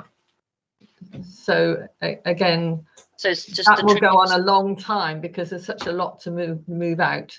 Put it that way. If the developments were lower rise, the size of the basements would be much smaller. In fact, ideally, by Royal Institute of British Architects, we shouldn't be building with basements at all. We should be building low rise and not doing tall buildings that require huge basements. Again, you need to focus on. We're in a section on living conditions. Yeah. So you need to keep focused on that. So your attention was drawn in that regard to the proposed, the suggested conditions that might be imposed were planning permission to be granted. Have you seen those and the controls that they put in place? Not yet. No, I haven't. No. Okay. Sorry. Mr. Smith, Mr. Roberts, do you want to just mention some of the ones that you were wanted to make a particular draw attention to? Thank you, ma'am. Yeah, I can come in on that. So I think the particularly important conditions, first of all, hours of work. So that's condition 5 on Homebase and condition 14 on Tesco. So those limit the hours of construction work to 8 AM to 6 PM Mondays to Fridays, and then 9 AM to 1 PM on Saturdays. So that restricts when the construction work can take place. Then importantly, there's a requirement to submit and agree a construction environmental management plan. So that's condition 4 on Homebase and condition 12 on Tesco. And the environmental management plan includes setting noise criteria, monitoring of noise and vibration during the construction, and then reviewing the mitigation measures that are in place to minimise effects on noise against the monitoring that's being done. So there's a process there of agreeing the appropriate measures during the course of construction, and also keeping track of the actual noise levels that are happening, and to see whether any of the measures need upgrading or changing in any way in order to make sure that it's happening in a way that minimises effects on local residents. Then the other condition probably to reference is the construction logistics plan, which is about getting to and from the site with the construction vehicles, and including things like timing of deliveries and when they can arrive at the site. So all of those will be agreed with the council prior to any work taking place on the site, and ensures that there is control, and that the work is carried out in a way that minimises effects as much as possible. Thank you. Was there anything else on noise and disturbance that you wanted to say as guest? No, I don't think so, thank you. Okay. Then, although it wasn't on the original agenda, as I mentioned earlier, and I think Ms. Striak touched on it in her the evidence that she was giving, outlook for existing residents.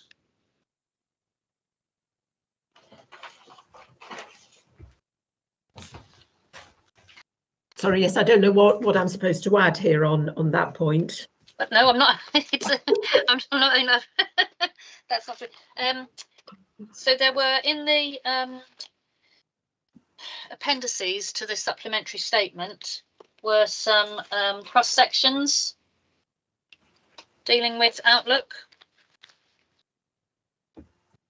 And I'm sorry. Sorry, yes, I'm sorry, I haven't looked at that because sorry, I haven't looked at that. Okay, well, my questions then, just on those cross sections, they show the angle of view from windows of existing buildings, existing residential properties, but they're all different angles. It just shows what the situation would be. Is there a minimum angle in any policy or guidance somewhere? So it's from eye level looking up. So some of the schemes you wouldn't, from standing at the window looking up at some of the angles, you wouldn't see the sky by the looks of it. So let me see, where did I look? So for instance, Appendix 3, the first section on there, from Northumberland Gardens, an angle of 30 degrees.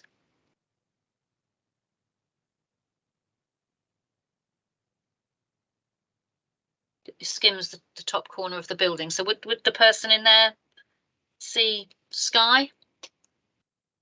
I'm just picking up a point that was made. I think a resident from Northumberland Gardens spoke on day one and was concerned about that. Okay, so just to clarify in terms of the angle that's put on there, and I don't know whether Mr. Harris might be able to clarify on this, but it was about comparing to angles in the BRE guidance about when you need to undertake an assessment. So it wasn't meant to, the angles there aren't meant to indicate whether you can or cannot see the sky. They're just showing the angle to the building. So what those sections do show is the separation distance between the existing properties and the proposed, and the height of those, which across Scion Lane to Northumberland Gardens. I mean, generally with both the developments, it's roughly an equivalent height to a distance across Scion Lane. So there's 35 to 40 meters separation across Scion Lane. Mr. Harris, I don't know whether you want to add anything about the angles that are actually shown on there. Yes, thank you. Good morning, Ma'am. In terms of the sections, the sections are taken from the lowest window eye level looking out, and the BRE guideline talks about as a preliminary check for visible sky and the impact on visible sky if there is an angle of 25 degrees from the centre of the window or eye level, and the proposed development subtends that angle, then there will be a noticeable reduction in light. And what we're showing is that that's the preliminary check for which if you fail that test, you then undertake detailed testing, which is the detailed testing that we've undertaken that forms part of RES submissions for both sites. What the Tesco site sections show is that in virtually all instances, the proposed development sits within the 25-degree line. However, we have also undertaken the detailed testing that supports the notion that there would be good levels of of sky and visible sky and daylight levels retained within the properties assessed. And also on the Homebase site, whilst there are some sections that show the greater angles than 25 degrees, this is obviously taken at a 2D section. And when viewed in 3D, which is what our detailed technical assessments do, you'll see that there's visible sky from around the proposed development, which is representative from the analysis, which shows that all of the windows will meet the alternative at least 20% VSC, and in many instances beyond that, which shows that there is a view of sky from those windows despite the angle. So that's looking to rather than looking straight at, if you happened to be opposite one of the towers as opposed to opposite the gap between the towers. So that's right, because you have the BRE takes it as a 2D section, which assumes a uniform obstruction. Of course, we're talking about much slender buildings which allow that. Okay.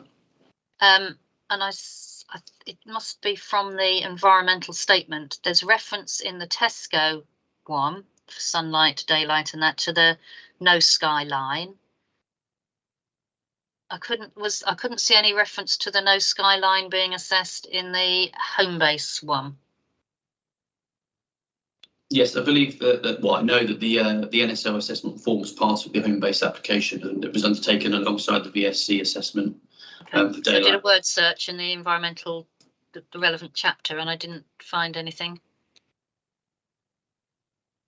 So in the Homebase ES chapter, the appendices 12.4 and 12.5 provide the NSL tabulated results and contour results. Appendices to what? To the core document 1.11.1. I don't have any appendices to that. Able to provide that.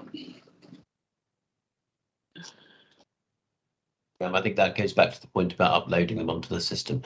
So the appendices were part of obviously the environmental statement as submitted, but we'll make sure that you have those. Okay, thank you. And then on Outlook in relation to the Tesco, so again it's appendix 2 to the statement.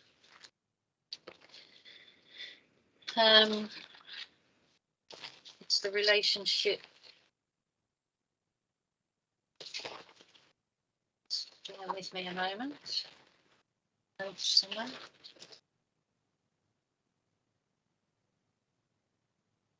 Yes, in the supplementary statement, paragraph 2.3.6 refers to, it says, there must be a minimum separation of 18 metres between the dwellings and the rear elevations of 46 and 47 Oakland Avenue. So I look at section MM in appendix 2.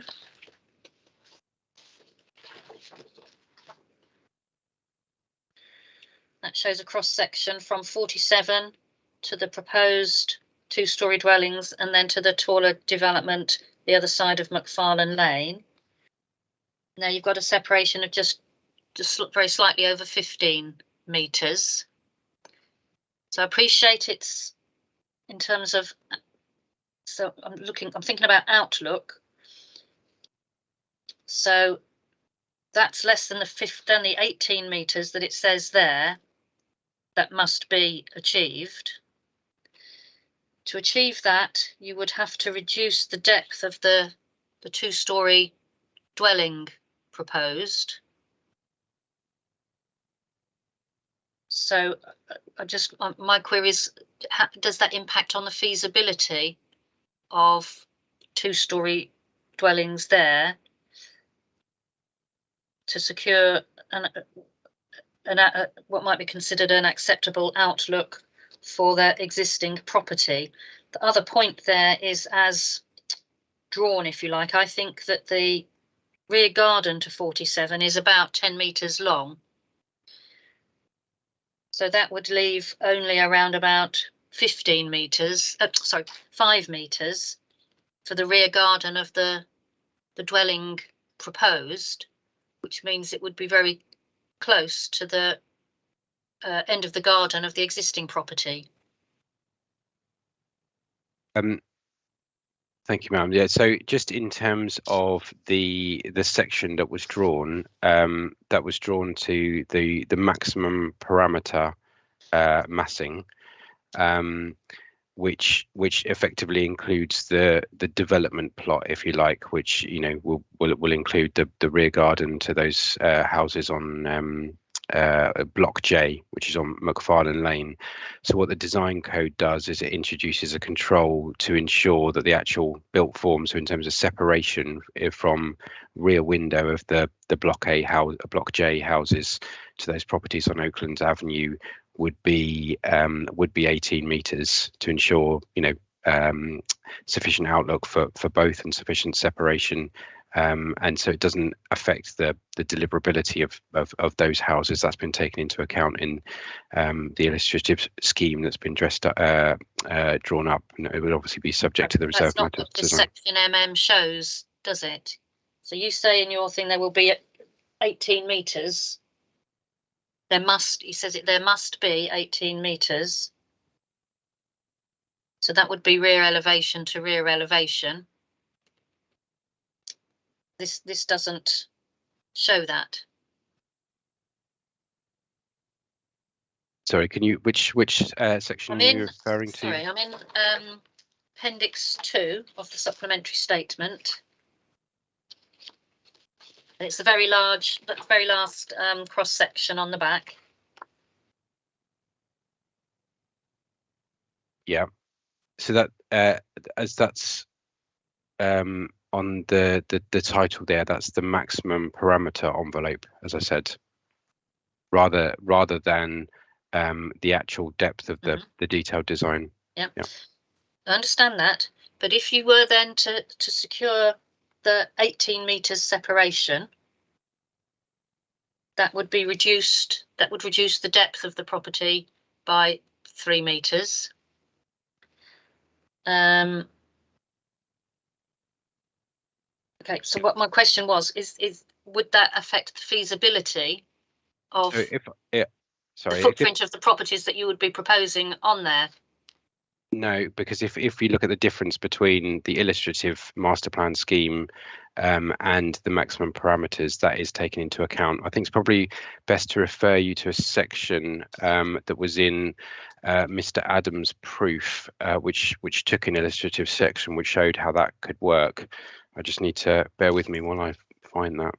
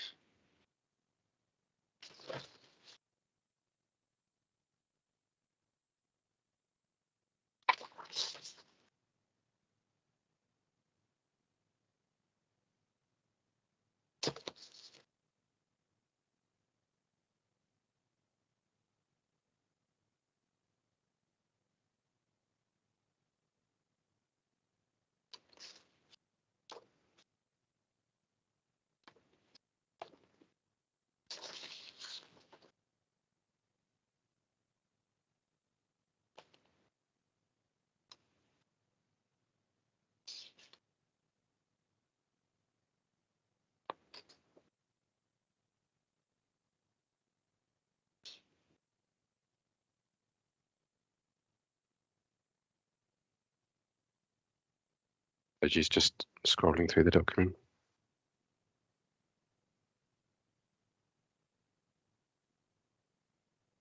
Okay, yeah, so Mr. Adams' proof, and that's page 114.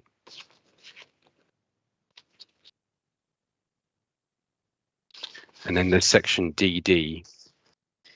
So the plan on the left of the page shows the depth of those properties on McFarlane Lane, that they wouldn't extend the whole depth of that block as was shown on the maximum parameter diagram, and the illustrative section there shows the 18 meter separation between the properties on Oakland Avenue.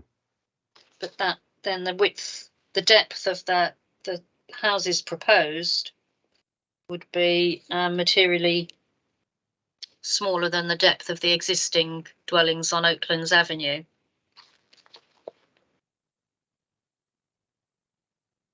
So if you go back to the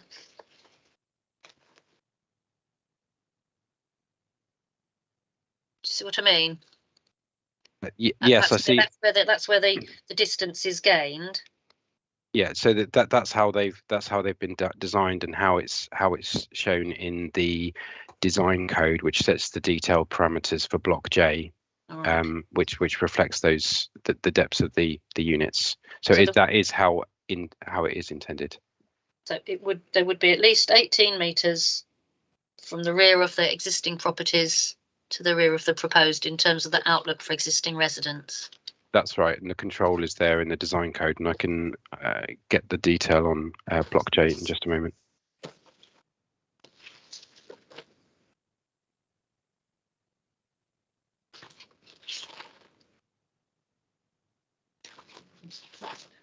Page 90, I think. If I can help out, Mr. Robert, of the design code.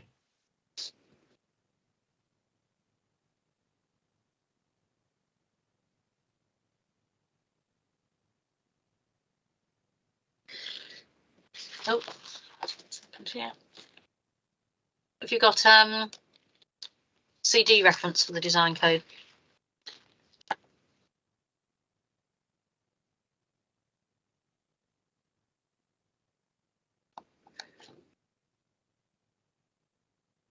Please.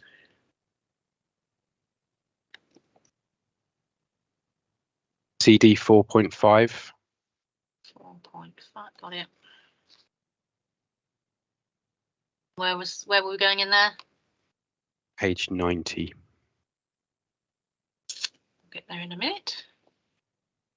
Well, page 90 is the same section. Sorry, there was.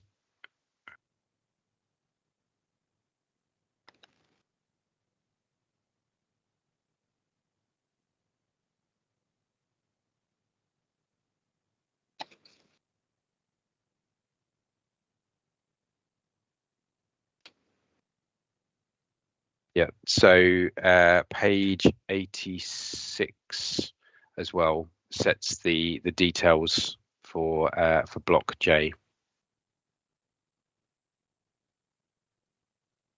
which includes that minimum 18-meter separation distance.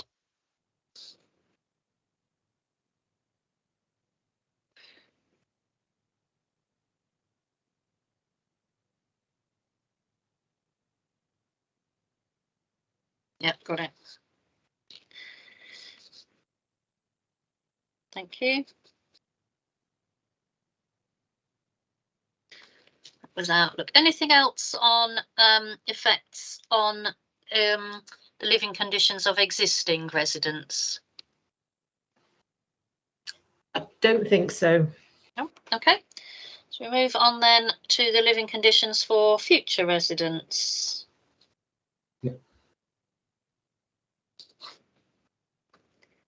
So I think, Ms. Striak, you had some concern about outlook for future occupiers. Yes, in relation to the single and dual aspect flats and the location of those flats. Yeah. That's right. So this refers back, I think, to the discussions that we had with the architects last week about the numbers of single aspect properties and referring to what the Hounslow Design Review Panel had reported in their January 21 recommendations. And it was the fact that on the Homebase site, I think this is correct, that 35% of the flats would be single aspect, and on the Tesco site, it would be up to 50% of the flats would be single aspect.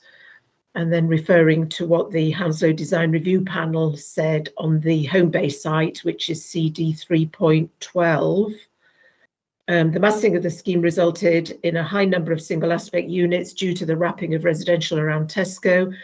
However, the use of infill blocks in between the taller elements in Block B also resulted in a high number of single aspect units, which we think is unacceptable. We do not think semi-dual aspect units are a solution, as they do not provide the true benefits of dual aspect dwellings. The issue can only be resolved by altering the massing of these blocks. And then the design review panel on the Tesco site, CD 4.11, state it is clear the parameter plans would result in development that features double banked buildings with long corridors, inevitably resulting in a higher proportion of single aspect dwellings than is desirable. Within the context of the pandemic, with families confined to flats with limited outlooks and risk of overheating, we feel that it is unacceptable to have this many single aspect dwellings. We would urge you to look again at your master plan and consider if smaller forms of buildings that are not connected are more appropriate. So that was my reference to single aspect. Thank you. Which one of you is going to field that? Thank you, ma'am. I can start. Obviously, don't want to go over too much. I know this was discussed to an extent in the architect's evidence and the cross-examination on that. Just we have discussed this also in terms of the supplementary statement at 2.21 in terms of the Homebase development and 2.20 in terms of the Tesco. Just to give a very broad overview, particular reference is 2.21.5 in the supplementary statement, which talks about the constraining factors on the Homebase site, which have influenced the proportion of single aspects, and those do relate to some of the constraints that the re-providing the Tesco store provides on the site, but that is a fundamental and an important part of the development and a part of unlocking the wider regeneration across the two schemes.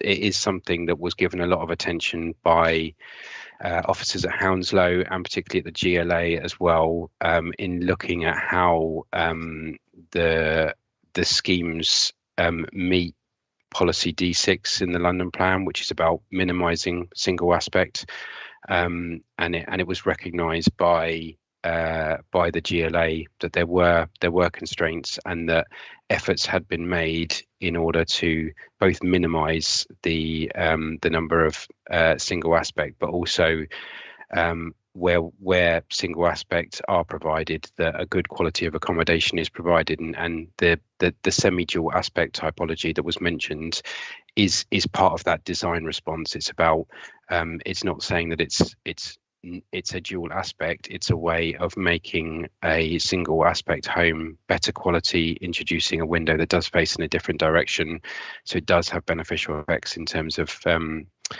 light and outlook and ventilation. So key reference in there is paragraph 29 from the Homebase stage 2 report, which is at CD 8.3. Paragraph 29. Paragraph 29, yeah. So they're referring to the saying that the scope to accommodate further dual aspect units has been subject to detailed discussion, and the underlying constraining factors in this instance are on balance accepted in this case, and the residential quality is considered acceptable and in accordance with the London plan. So that is a process that we'd gone through with Hounslow and with the GLA. It's noted that the design review panel excuse me, the second time the schemes were taken to the design review panel on both sites, they made some further comments about single aspect homes, but it was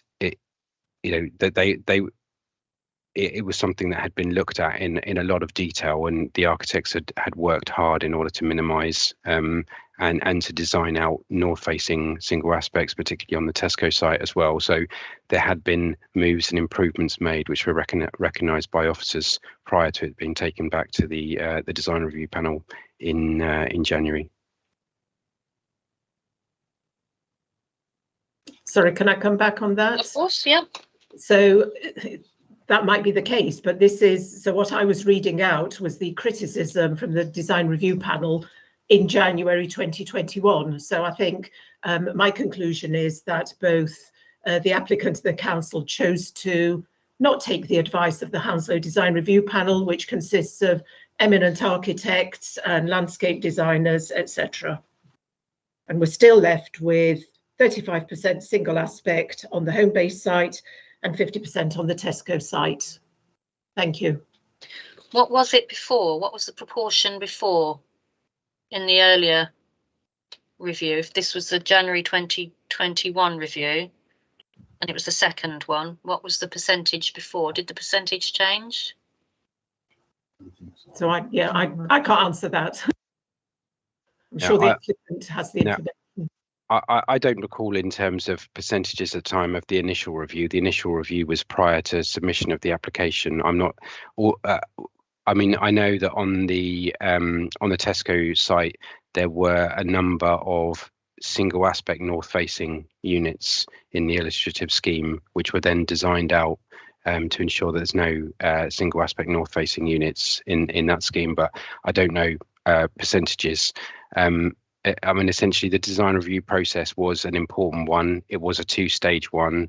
Both schemes were taken at relatively early stages in terms of pre-application discussions, and there were a lot of points of advice that were taken on board and had moved on. So it's not accurate just to kind of look at that second review in isolation. It was part of the advice that went into officers and to the designers throughout the process, and in taking that into account, there's obviously a lot of other factors other than just design. It is balancing the scheme as a whole with advice from a whole range of consultants and in terms of what we're trying to achieve on the site. So that's what led into the discussion with officers at Hounslow and GLA about the acceptability, and that we'd gone far enough to minimise the number of single aspect homes. Okay, thank you. Anything else on the outlook for future residents? Nope. So next is overheating and mechanical ventilation. Okay, and I'm going to ask Mr. Zekri to change seats. There we go.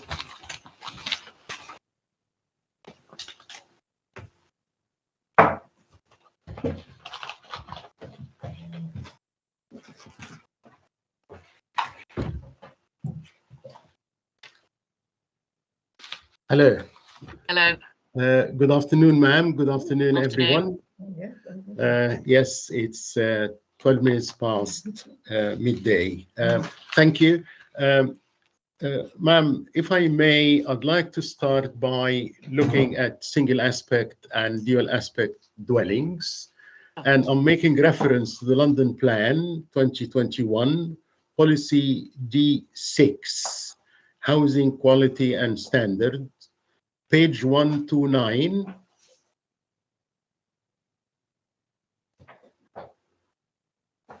Item 3.65.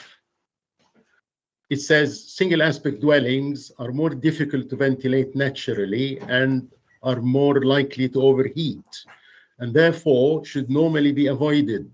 Single aspect dwellings that are north facing, contain 3 or more bedrooms, or are exposed to noise levels above which significant adverse effects on health and quality of life occur should be avoided. And he goes on to say, the design of single aspect dwellings must demonstrate that all habitable rooms and the kitchen are provided with adequate passive ventilation, privacy and daylight, and he goes on. And of course, we know that dual aspect dwellings with openable windows on opposite side work, which is the previous item 3.64. So I don't need to take you through that. So we've been looking at overheating, and I would refer you to core document, excuse me, I'll refer you to core document 3.10, which is the energy statement. And I'd like to take you to Appendix F2, which is towards the end of the document, actually. You got that? I'm getting there. CD 3.10, it's just loading up. Yeah. Yeah, it's a big document. So. 3.10, and then where am I going? Appendix F2, ma'am. PDF page 203. Thank you. Yeah. I'm sorry for the hard work, but with the overheating, I would refer to what it says in Appendix F2.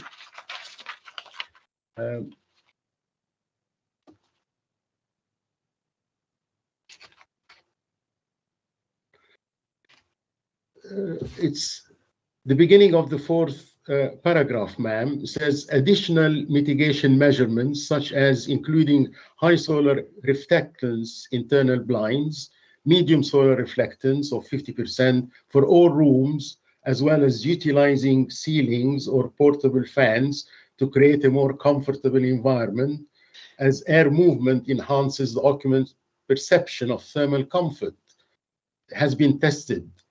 The result shows that most of the bedrooms tend to exceed the target, while all the living kitchen spaces meet TM59 criteria.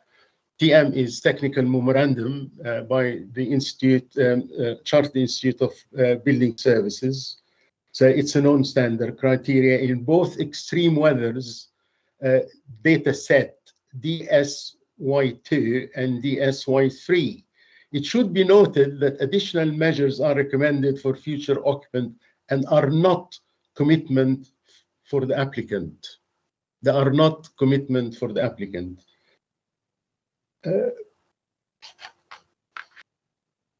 Now, I'd like to refer you to bedrooms have failed in all tested conditions. Over the page, or the next table, which is F21B, there is a single pass. That's the corridor, which is not linked to outside. Table F2.2A, the right-hand column, you could see that, again, all the bedrooms have failed. The following table, which is F2 2A, which is a continuation, really, it shows that they all failed.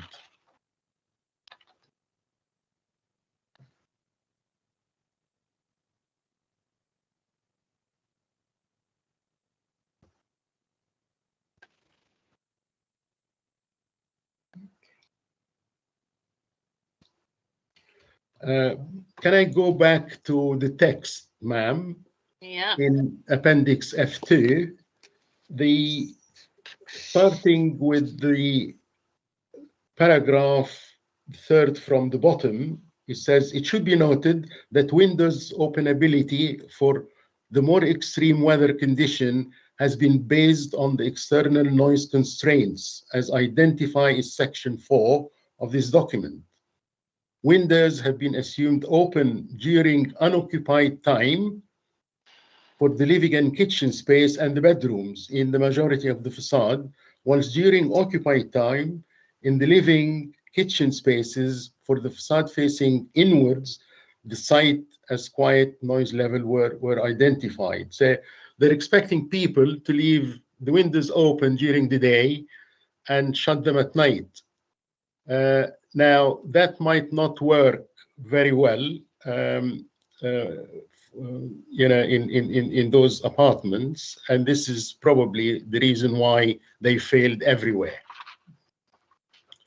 And by the way, with the COVID-19 issues, with people working from home, they might not want to leave the windows open because this statement assumes that the flats are not occupied or are sparsely occupied during the day.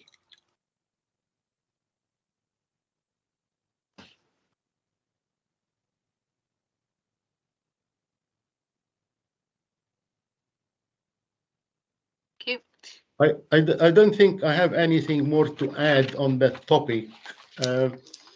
And about overheating, because it's very obvious from the report that's been done very thoroughly. It's been using methods which are recognized methods, and that's commendable, because they've used standards which are known and we're familiar with. Okay. Smith, Mr. Roberts, how do you want to respond? Thank you, ma'am. I would just refer to Appendix 10 of our supplementary report on the roundtable matters, where there is a response from Hodgkinson on overheating and ventilation, and setting out the approach that they took, and the reasons for including mechanical ventilation as part of the overall energy efficiency design, but that it's not the only measure that's in there, and there were other design methods that were introduced as part of addressing overheating, such as solar control glazing and balcony overhangs as well, and they recognise there the point about designing a building in reflecting all the considerations that you have to take into account, including noise considerations and including and heat, which is why there's the references there in terms of the assumptions that went into the overheating assessment. This was something that was done as part of the discussions with the energy officers at the GLA, who considered that the overheating measures were acceptable in this case. If I may comment on that, Mr. Roberts, ma'am. Yeah. Now, I'm aware of that. It's supplementary statement on Roundtable Matters, Appendix 10, and it talks about mechanical ventilation. Now, if you talk about mechanical ventilation, it might make things worse, because when you have hot weather outside, let's just assume it's 26, 27, 28, and you're going to be pumping that air into the room, it's going to make things worse. And I would refer you to the diagram at the beginning of this document, which is CD 310.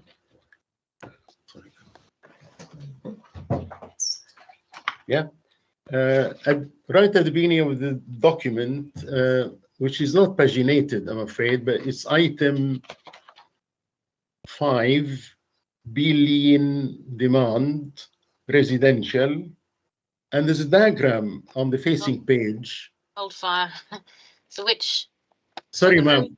It's not paginated, but I would count right at the beginning of this document. It starts with item 1, introduction. If you make your way, item 2, 3, 4, 5, and it's item 5.5.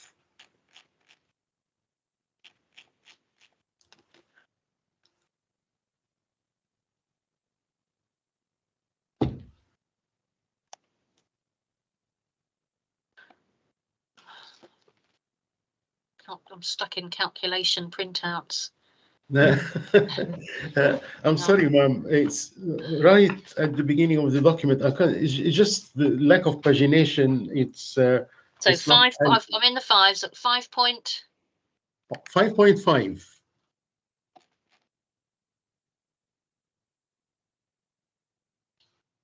Yeah. Yeah. Can you see this color diagram? Very beautiful, which says internal, external. And that diagram works very well in winter, because you're ventilating the space you're bringing air from outside. You have a heat exchanger that uses the heat exhausted from the space to preheat the air, so that when it comes into your room, it's preheated. So that works very, very well. So that's the mechanical ventilation that is proposed, but I'm afraid that does not work when you have hot weather or you have extreme weathers. It will work, in fact, against you.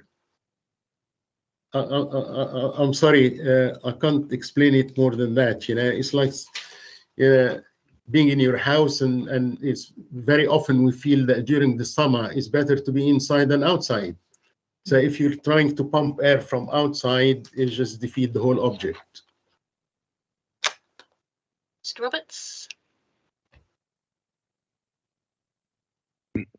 Well, I don't have a comment on terms of the technical aspect of how mechanical ventilation works.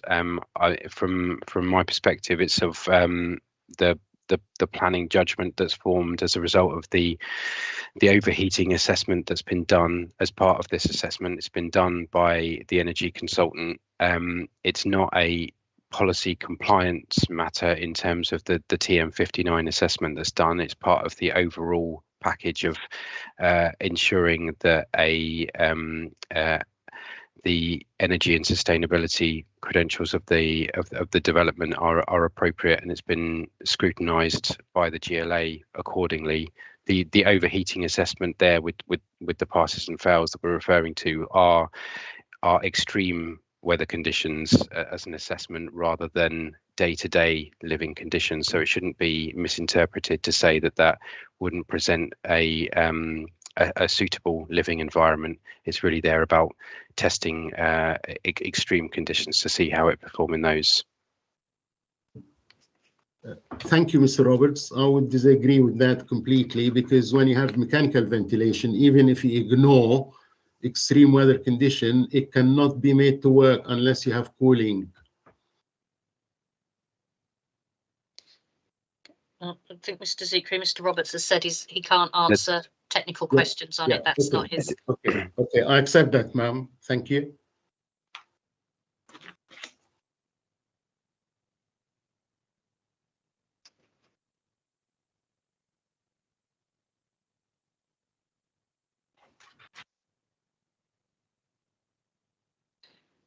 I think we had. Was there anything else you wanted to say? No, ma'am. I think we've covered this aspect about the overheating and mechanical ventilation. It is a constraint. The only thing I would add to that is that it is a constraint to be able to, because of the noise limitation of the site, that my colleague, Mrs. Guest, has been very eloquent in expressing it in very good terms.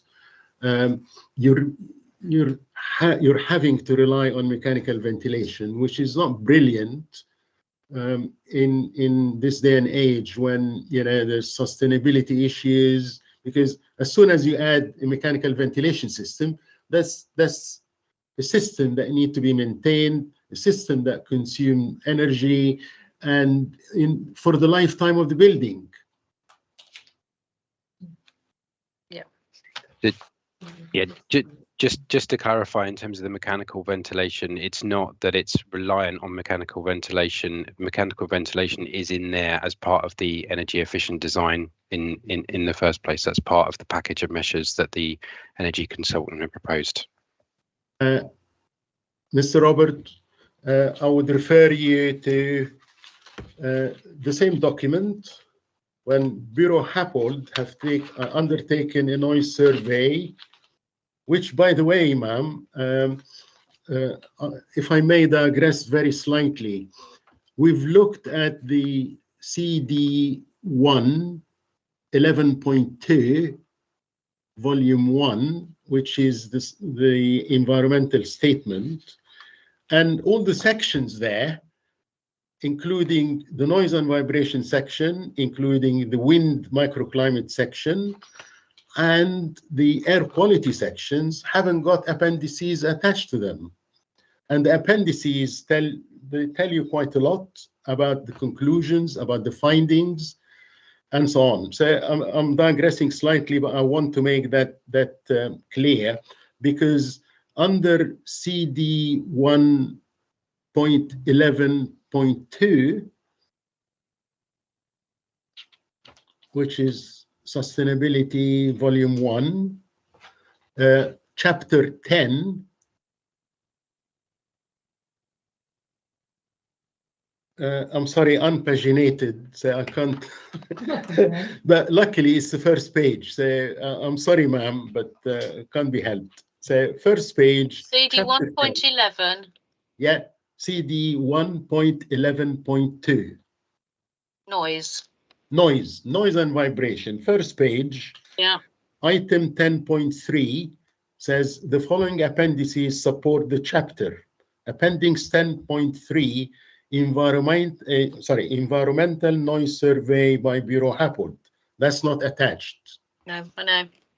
Okay, and then going on to the figures, which are under 10.4. Again, figure 10.4 to figure 10.9. The noise survey daytime and nighttime results are not there. However, if I may refer you to the same document again that we've been talking about, which is CD 3.10.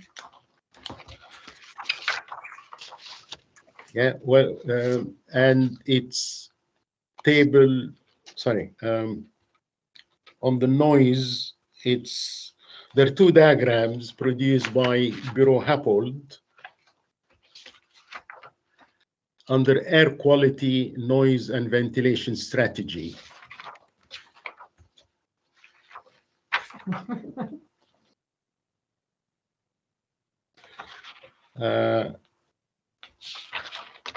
The chapter starts at page 19.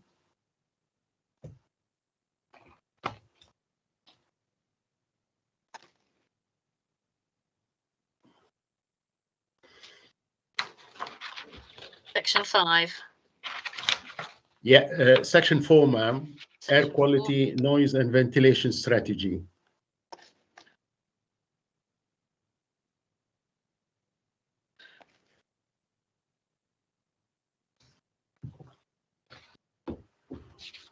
Got section 4, methodology and carbon emissions. No, no, ma'am. It's We're in CD 3.10. It's appendix. Ah. Appendix F is listed. Appendix F, sorry, okay. Yeah, okay. Under appendix F, there's air quality, noise, and ventilation strategy. Just have to bear with me. Yeah, I'm sorry about that, ma'am. I can't No, help. it's not your fault.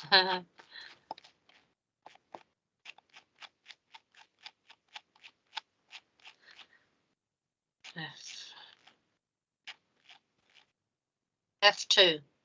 No. Where am I going? F2? No, F, just F. Appendix F. Dynamic overheating assessment. I've got 7 conclusions, and then I get to F1. No, we're not in F1. It's not F1. It's appendix F. Is it mechanical ventilation rates? No. It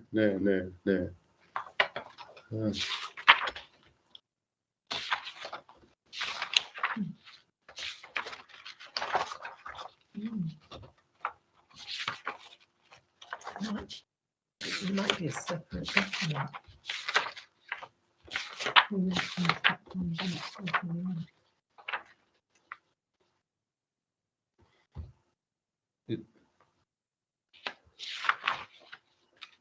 No, she can't find it. Ma'am, it looks like this. Show me the document. Show me the front page of the document you're in. Energy statement. Yeah, energy statement, which is CD Homebase. CD Right, I've got it. 3.10. For that picture, it's page 184 of the PDF.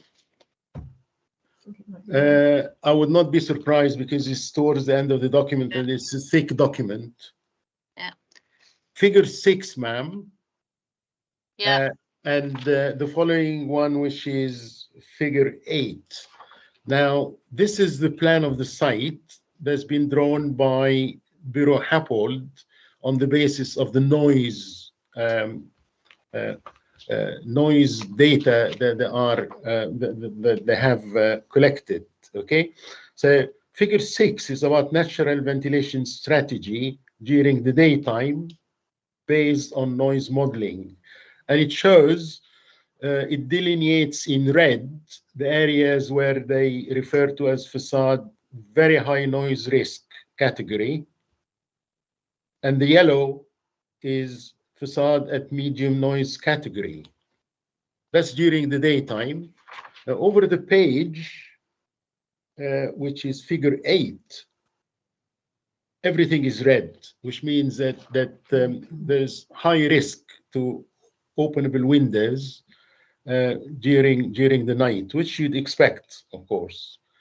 So the natural ventilation, if I understood Mr. Roberts correctly, the natural ventilation use is very, very limited on that site. And that's not surprising because of the combination of the traffic noise and the aircraft noise.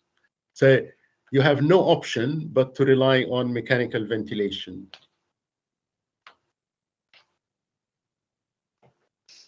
I have nothing more to add, ma'am. Thank you very much. Mr. Roberts? Well, just in conclusion, just to direct you to a couple of references.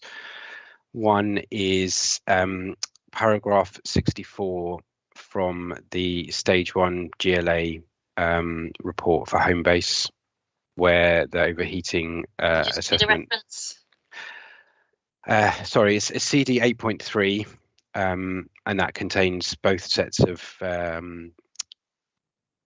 stage 1 and stage 2 reports. So you have to find paragraph 64 in the Homebase stage 1 report, which is concluding that the applicant's overheating assessment is acceptable and the overheating issues identified could be addressed either by passive design features and natural ventilation or through the use of mechanical ventilation. And then those proposed passive measures are set out in the document that we've just been talking about. So CD 3.10 and that appendix F, I think we're in. So it's paragraph 5.15. It's at the bottom of page 189 in the, if you're in the electronic document of the energy statement, sets out all the passive design measures that were included. Ma'am, just for your note, that reference to the GLA stage 1 document is at page 64 of the PDF. Yeah. It's attached to the back of the stage 2 one. Okay. Okay. Thank you. Anything else before we move on to the amenity and green space?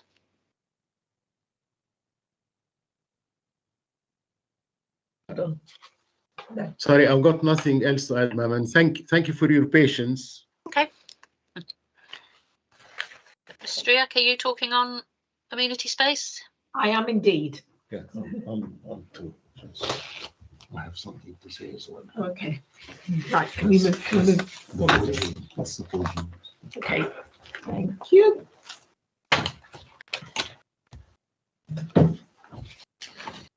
So I would like to refer to the two planning statements. This is very, very simple. So if we look at Homebase first, so this is CD 1.9.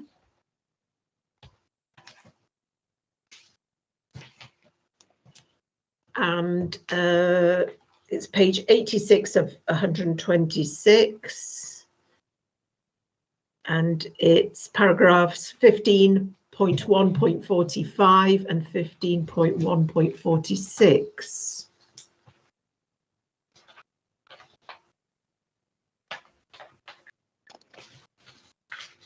Page 86. 86 of 100. It's different in the PDF, but on the numbered pages. So I've got page 86, which paragraph, sorry? 15.1.45, 15.1.45 and 15.1.46. So in 15.1.45, it says the proposed development would deliver 4,928 square metres of multifunctional communal amenity space in the form of podium gardens and 2,716 square metres of public accessible streetscape. The next paragraph, 15.1.46, it goes on to say that although this is a lower provision than should be provided on site in terms of the calculations set out in the policy, which we calculate to be 9,244 square metres. So if you work that out, there's a shortfall of 1,600 square metres.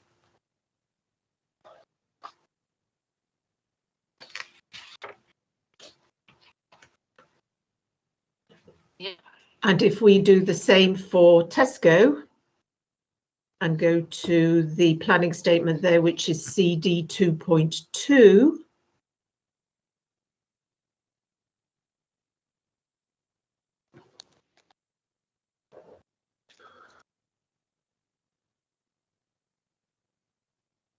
and this is page 75 of 115.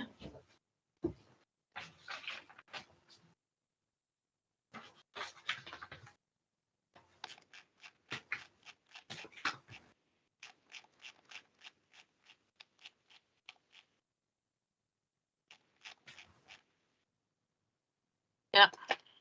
Paragraphs 14.1.30 and 14.1.31.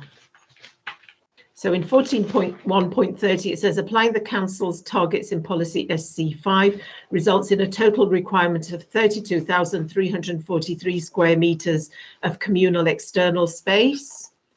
And in paragraph 14.1.31, it says the proposed development will provide a minimum of 28,000 square metres, and that's then made up of 20,000 square metres of public open space and a minimum of 8,000 square metres at community would be a podium and roof level.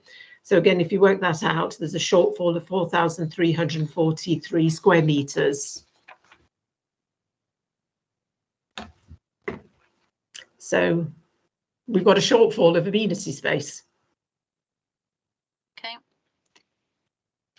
First, Ma'am, just on the policy position. So in terms of policy SC5, which you've been referred to, that sets out benchmark amenity space standards, and part of the drafting of that policy, it says, I'm just reading directly from it, in the case of flats and building conversions, the quantitative space requirements will be applied with regard to exceptional design considerations. So there is some flex in there. The judgment that the council made was that I'm talking directly about the Homebase scheme at the moment, was that the design of the open space was of a very high quality actually, and that it was thoughtfully designed, and that it catered for a range of uses.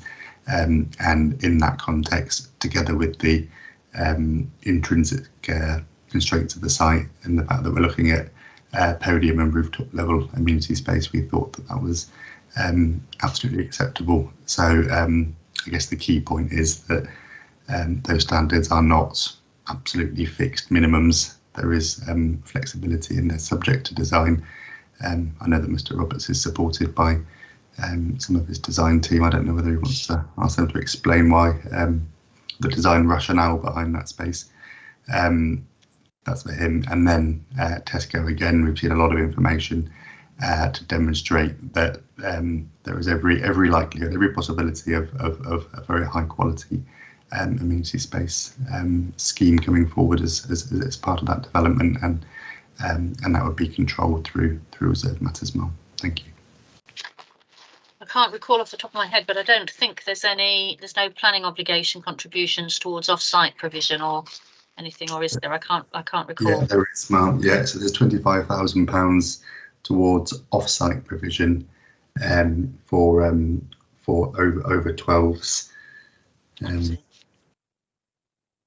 So that's agreed.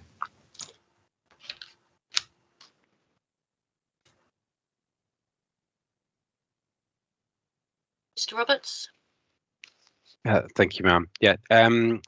So yeah, this is discussed in detail in our roundtable statement. It's from section 2.25 onwards, really, and I would put this in context of, rather than just looking at the communal amenity space standard in isolation, we need to look at all the different types of spaces that are provided across the development. So firstly, private amenity space, which are all compliant with the London plan requirements in terms of individual balconies for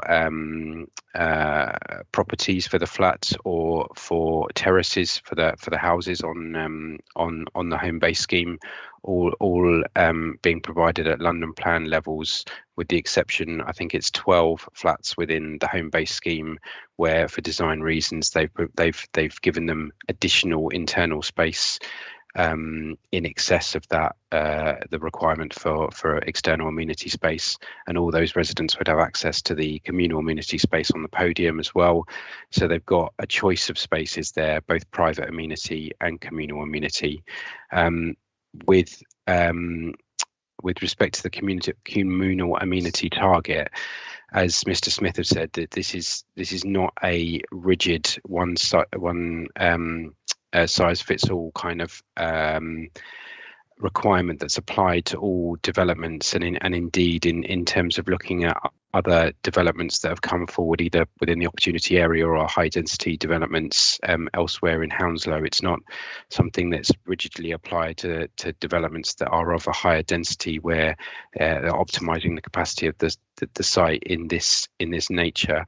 It's in addition to the quantitative assessment about the amount of square meters of space, there's also a clear qualitative element in terms of the quality of the space, the safety of the space that's provided up on the podium on home base, and the variety and quantity of the spaces that are providing on the Tesco site. Whereas on the Tesco site, you have, beyond private amenity spaces for each of the individual flats, you then have communal amenity spaces just for residents, and there's a choice of podium gardens, and there's also roof spaces as well. And then in addition to that, you have a ground floor level, the publicly accessible spaces, which clearly are going to be right on the doorstep of the residents, providing them with effectively a third choice of a different kind of outdoor amenity space to use, and also clearly of benefit to the existing residents in the areas as well, as they're publicly accessible. So a balanced approach has been taken there, because there's no specific quantitative requirement for public open space. So an approach has been taken to open some of the Tesco site up as, those three large public open spaces, in addition to providing the communal amenity spaces, which are on the podiums and roofs. So looking at holistically at the whole of the design of the two schemes, they do provide those the proposed residents with a variety of spaces they can use, which are of high quality and also sufficient amount as well. And as Mr. Smith was referring to, the contribution just relates to child play space and to the quantitative calculations of that, in terms of, and that's partly to do with space on the podium, but also to do with the nature of play space for over 12s and the type of use they would want from their space, and the coexistence with the use of the podium gardens, and felt more appropriate to provide a contribution to upgrade space in the local area, which again benefits other residents as well as the those at the development. I've seen that. You said there was no requirement for public open space. No quantitative requirement. So not have for schemes, do you not have like the playing fields calculations or anything? Not No, you, the council. I should be asking that too. So there's no requirement for any public open space in any development? Not that I'm aware of, Ma'am. It's not a quantitative requirement. There is so in the emerging policy there is reference to an aspiration to provide public green space as part of the Tesco development, which is clearly what we're responding to, but it doesn't set out a quantity in terms of per house, etc. Okay, thank you. Ms. Strick? Yes, I hear all of that, gentlemen. Thank you very much. Nevertheless, you've still got a shortfall in both of the sites, and irrespective of quality of the green space, there's still 4,343 square meters short on the Tesco site, and 1,600 meters short on the Homebase site.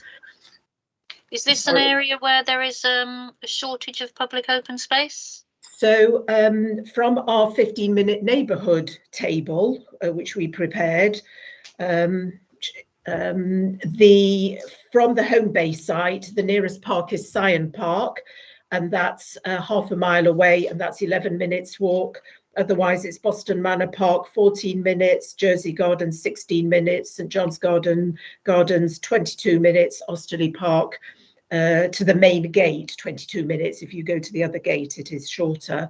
And from Tesco, Cyan Park, 17 minutes, Boston Manor Park, 16 minutes walk, Jersey Gardens, 14 minutes walk. So there's only, there's a few within the 15 minute walk, but there's nothing across the road, for example, which is a shame, because on the Homebase site across the road, you've got the Green School with big open fields, but they're not accessible to the public. And I mean, we can go on to the children's play space, because that's a separate issue. Mm-hmm. But yeah, so there's nothing within a few minutes walk. Okay. Just to answer your question directly, Ma'am, the site isn't designated as being in an area of deficiency for open space. And just picking up the 15-minute neighbourhood point, there's obviously no policy requirement for that, but I understand the concept. I think typically where I've encountered the 15-minute neighbourhoods, the 15 minutes includes cycling times as well as walking. But sorry, we would disagree with that. We've looked at it as a walking distance, and I think when you look at various documents about the 15-minute neighbourhood, sometimes they talk about walking and cycling, but we've looked at walking because, I mean, if you look at the level of cycling in our area, it's not high. We would wish it to be much higher, and I'm sure it will be in future. But across the borough, when you compare areas, if you look at Chiswick, a much higher proportion of people are cycling. But certainly, I think you'll see, Ma'am, and you might have seen when you did the unaccompanied walk, you won't see that many people cycling in the area. So we would stick with 15-minute neighbourhood as walking distance. Okay. But I've got Mr. Smith's point as well, that there's no policy that requires 15-minute neighbourhoods. It's aspirational. Yes, no, we understand that. We were very surprised that in the new London plan that there is nothing on that subject, which is really coming to the fore now with healthy streets and all those other areas that are more and more important. The starting point for the decision has to be the development plan. Yeah, I understand. Okay. Thank you. So play areas. Ma'am, can I just come in? We're just with a reference. So paragraph 5.3.1 of our roundtable statement deals with that point in terms of whether there's a deficiency in the area. So it references the Hounslow Open Place study and confirms no shortfall in terms of parks, gardens, natural and semi-natural amenity space, amenity green space. The only shortfall there is with allotments.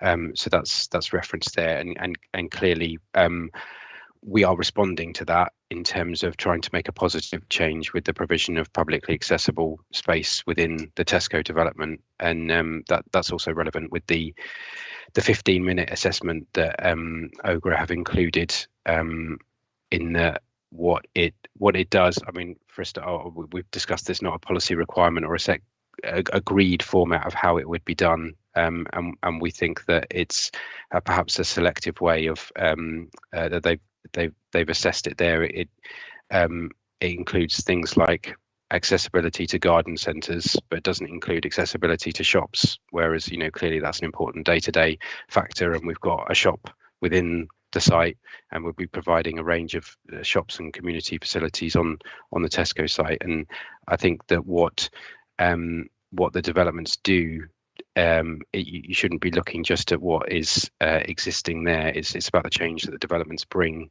and so the improved store and community space on the Homebase site, and then you've got up to 5,000 square meters of retail, business and community space on the Tesco site, as well as 3 publicly accessible spaces. So those all positively contribute to things that residents can access within 15 minutes, whether on foot or cycling. And clearly we've heard the evidence yesterday about improvements to cycle and pedestrian accessibility into the area, which will hopefully improve the number of people that are using bikes in the area.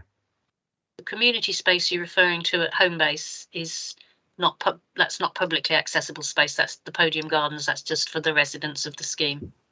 No, there I was referring to floor space. So there is a community use in addition to the Tesco store. Within the Tesco's store, yes. Yeah. And then again, there is on the Tesco site, there's retail, business and community space. And I then just wanted to make sure I hadn't missed some community public open space on the Homebase site when I thought there wasn't any. Okay. No, there was a reference, I think it was made earlier in that planning statement, to public realm, but that is public realm around the outside ground of the floor, site. yeah. Okay, thank you. Play areas then. Yes, sorry. So I'm looking at the OGRA proof of evidence on green space and post-COVID issues, and I'm sorry I haven't got the CD reference number. I have a paper copy. Okay, good. All right. So it's the table on figure 1 on page 1. Which tab are we in? Oh gosh, I can't remember what tabs I put in the file I sent you. I've got it somewhere. I think it's the last. I think it's the last one. I think it's the last document. So it's it's section 7. Tab 7. Sorry. Page 1 of it's 3 pages. Yes, 3 pages. So it's the table on page 1 where we looked at various documents and tried to pull everything in just into that one table. So the children's play space, which is the 3rd one down. So if you have a look at Homebase. So this was from the planning statement with the 2 asterisks. The requirement was 2,370 square meters, and the amount provided is 1,896 square meters. So we've got a shortfall there of 474 square meters. And the suggestion there has been that the I think it's the over 12s would go over to the park on the Trees estate, so on the other side of the railway line, which is a little bit further away. And then on the Tesco site, I found this so confusing, different figures in different places. So from the 3 asterisks, from the Tesco planning statement, the requirement was 5,624 square meters. And then in the DNA statement, the 4 asterisks, it suggested 6,068 square meters were required. The amount provided is 5,530. So we've got a shortfall of either 94 or 538, depending on which figure you used. So we've got a shortage on the, so again, we've got a shortfall on both sites of children's play space.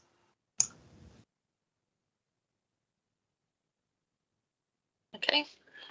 Mr. Smith? Yeah, briefly. Thanks, Mum. I think I wonder if it's the same. If it's the same point. I think on the shortfall on Homebase would be offset by the financial contribution, which I think has just been described. Ms. Roberts will correct me if I'm wrong. Well, I think it's understandable that there's not precision on Tesco given the outline nature of it. There is a agreed planning obligation, which I've numbered 6 in the civil compliance schedule, which is designed to pick up off-site provision through financial contribution if that if that turns out to be required as a consequence of the detailed design.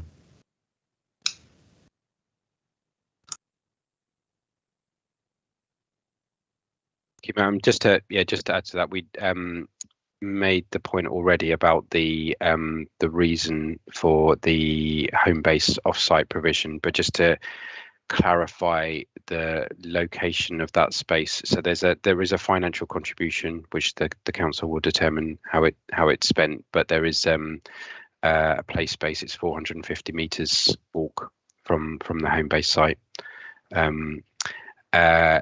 On the Tesco development, as Mr. Smith says, it's an outline application, so that will be determined through a play space assessment at Reserve Matters. All we would say is that there is a minimum commitment in the development specifications to a minimum of 5,000 square meters play space on the site, regardless of what mix comes forward. There is plenty of space on the Tesco site. Be it there's a minimum of 8,000 square meters at podium and roof level, and a minimum 20,000 square meters of public space at ground level. Clearly, not all of that is going to be play space, and there's going to be a range of considerations that will go into the best approach there in terms of design and usability of that space. So there's enough space to provide the full complement, but again, it will be an agreement between the applicant, the design team, and liaising with the council as to how best to meet the play space within the Tesco scheme. Okay. Thank you. Sorry, if I could come back, ma'am. From a layman's perspective, I don't quite see how a financial contribution can compensate for a shortfall in amenity space and play space. And I'd refer you back to Mrs. Ulan, who spoke on day one of the public inquiry when she was talking about the problem that we already face with a shortage of play space, where to go to soft play at Scion Park in Snakes and Ladders, it's actually difficult to get in there, and then sometimes having to queue for the swings and the play space in Jersey Gardens and other places. So I think this just adds to an already existing problem. And I think, Mum, I would suggest that's the point. So in principle, financial contributions can offset on-site provision, and it's exactly that type of scenario where monies can be directed to increase the amount of facilities, say, at a site that's existing.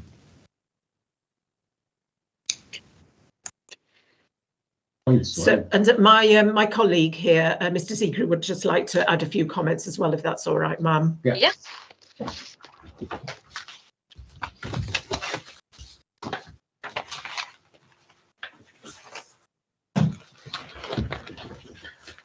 Hi, thank you, ma'am. I've got a few points to add, if I may, in connection with the amenities space on the podium of the Homebase site.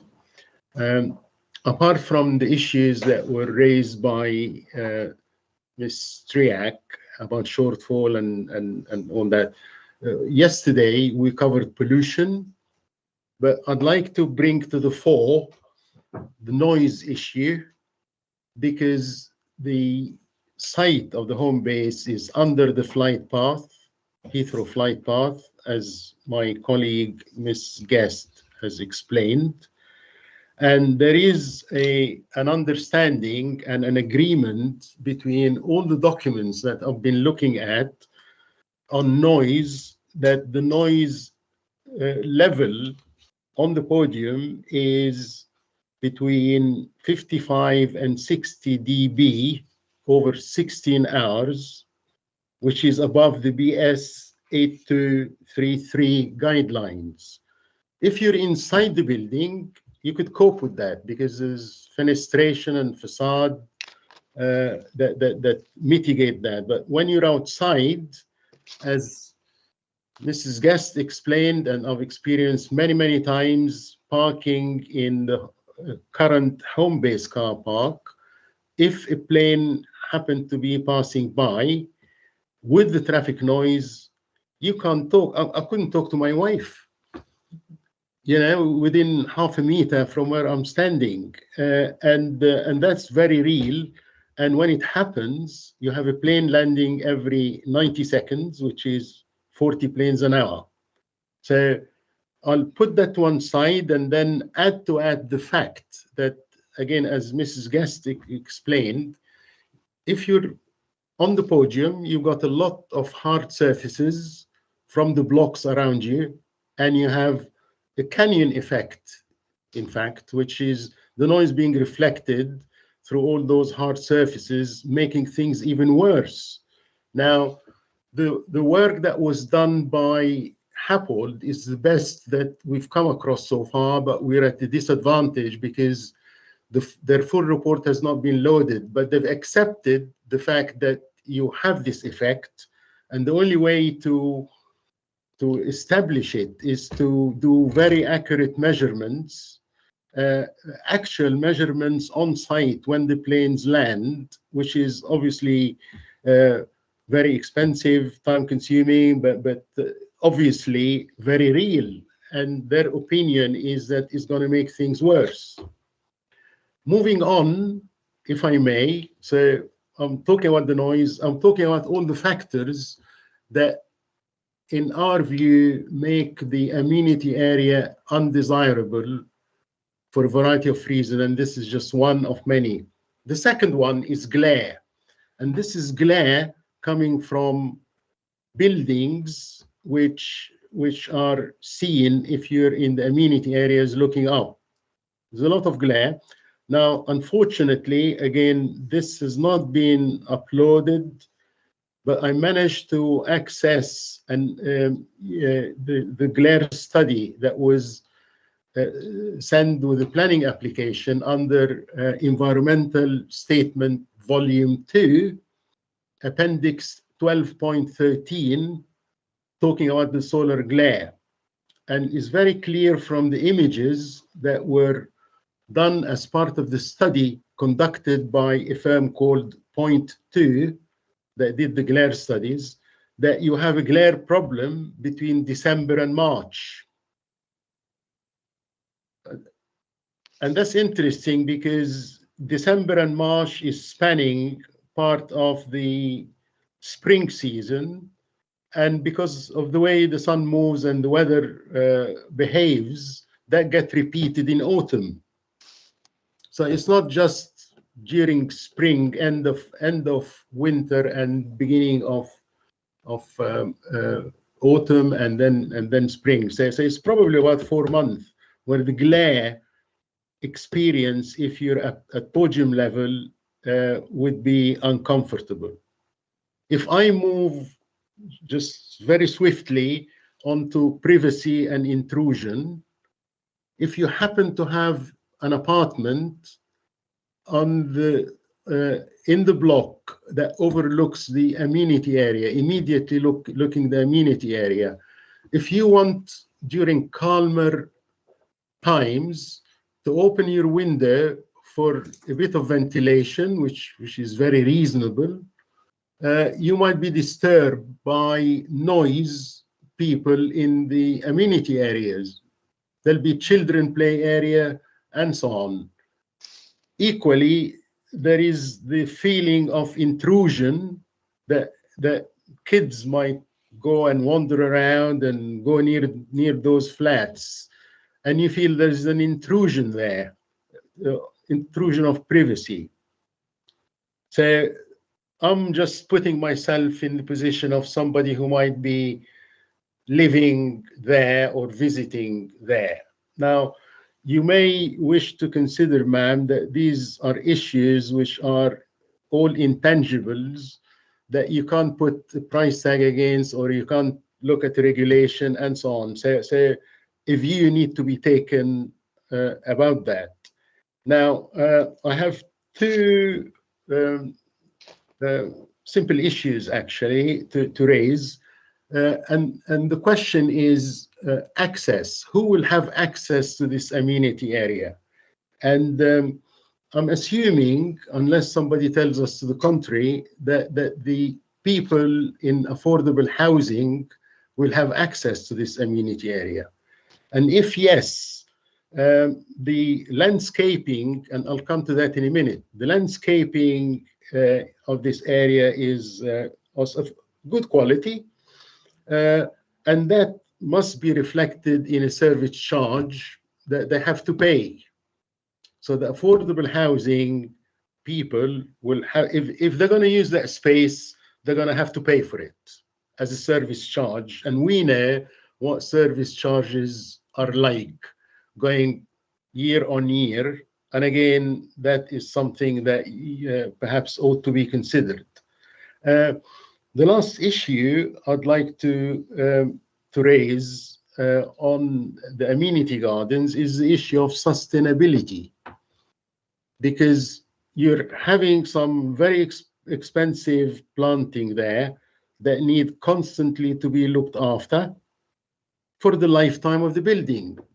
So anything that carries on for the lifetime of the building is not brilliant on sustainability.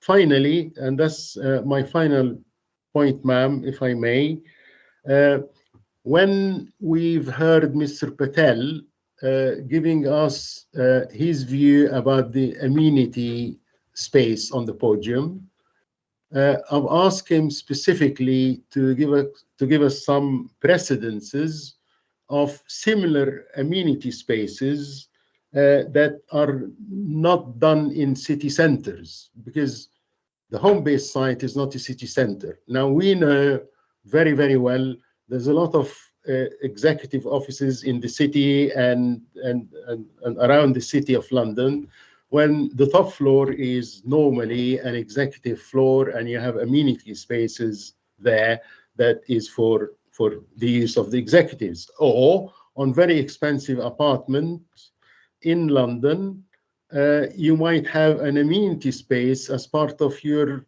penthouse. So we're fine with that. We know those precedences. But Mr. Patel promised to let us have precedences of communal spaces used in non-city centers, and hopefully some feedback how they are being used. Thank you. Thank you. There's a number of points there. So first of all was noise at the podium level and the flight path that was touched on by Ms. Guest at the start as well. Yeah. Thank you, ma'am. Yeah, thank you, ma'am. Well, I'll start with noise. Yeah, so I think previously in the evidence been put forward, there was a suggestion that aircraft noise had not been taken into account in the noise assessment. So and the noise levels on the podium had not been properly assessed. So just to give you the references there. So it's CD 1.11.2, which is the noise chapter for Homebase, and there's a number of references there throughout there to acknowledging aircraft noise and it being part of the baseline surveys that were undertaken. So in particular, table 10.1 and paragraphs 10.5. 1.11.2. Yeah. Yeah, and so there's references to the aircraft noise at table 10.1 and paragraphs 10.51 and 10.57. So the noise level that Mr. Zakiri identified of the range 55 to 65 dB is what they identified in their conclusions in terms of the noise level of the external amenity area.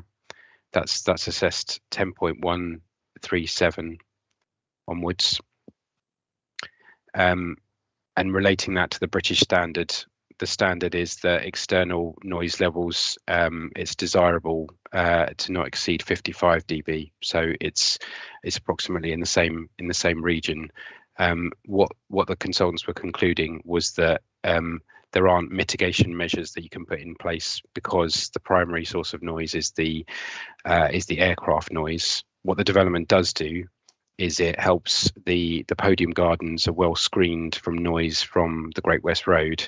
So the levels of noise that may have been referenced in terms of, you know, who you can hear speak when you're on the road, you will get lower noise levels up on the podium because it's screened by the buildings. So it's actually a positive, and not it doesn't exacerbate or make noise worse. So there's a condition that on the Homebase sites, condition 7, which relates to the details of the landscaping, and that does reference as part of the discussions with officers who talked about creating a variety of spaces across the podium gardens, including quieter areas. So as part of the detailed design of the landscaping, they would look at measures to bring that in, be it through additional screening or what it might be, or enclosures to create a variety of spaces. So you'd have quieter zones within the landscape design on the podium, and I think that goes to another of the points that Mr. Zakir was making about general disturbance of noise of children playing, etc. Obviously, the way it's been designed with the landscaping spaces in and amongst the blocks. We see natural surveillance as a positive. It's part of a deliberate design there. We think it'd be a really attractive space and somewhere that, you know, parents would like their kids playing because it's safe. It's away from other people, and you do have an element of surveillance. And there's been a balance there in terms of those flats that are actually on the podium level have their own defensible space around their property to ensure that they've got a degree of seclusion in their private amenity space. So it's about balancing those design considerations of surveillance versus creating suitable private amenity spaces. Can I come back onto that, please? Well, okay, yes.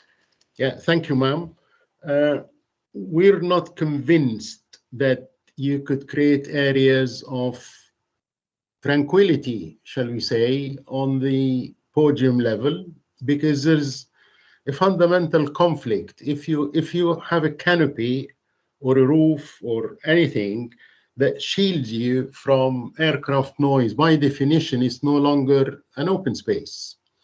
So I'm talking about some very basic functions here.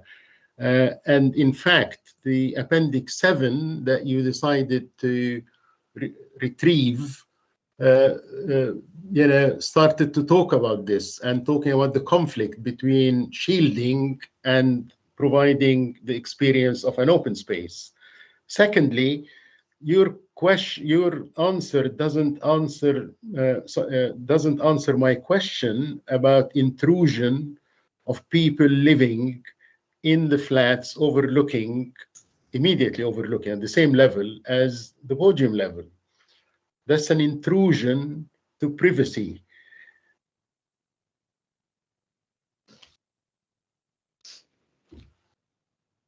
Thank you.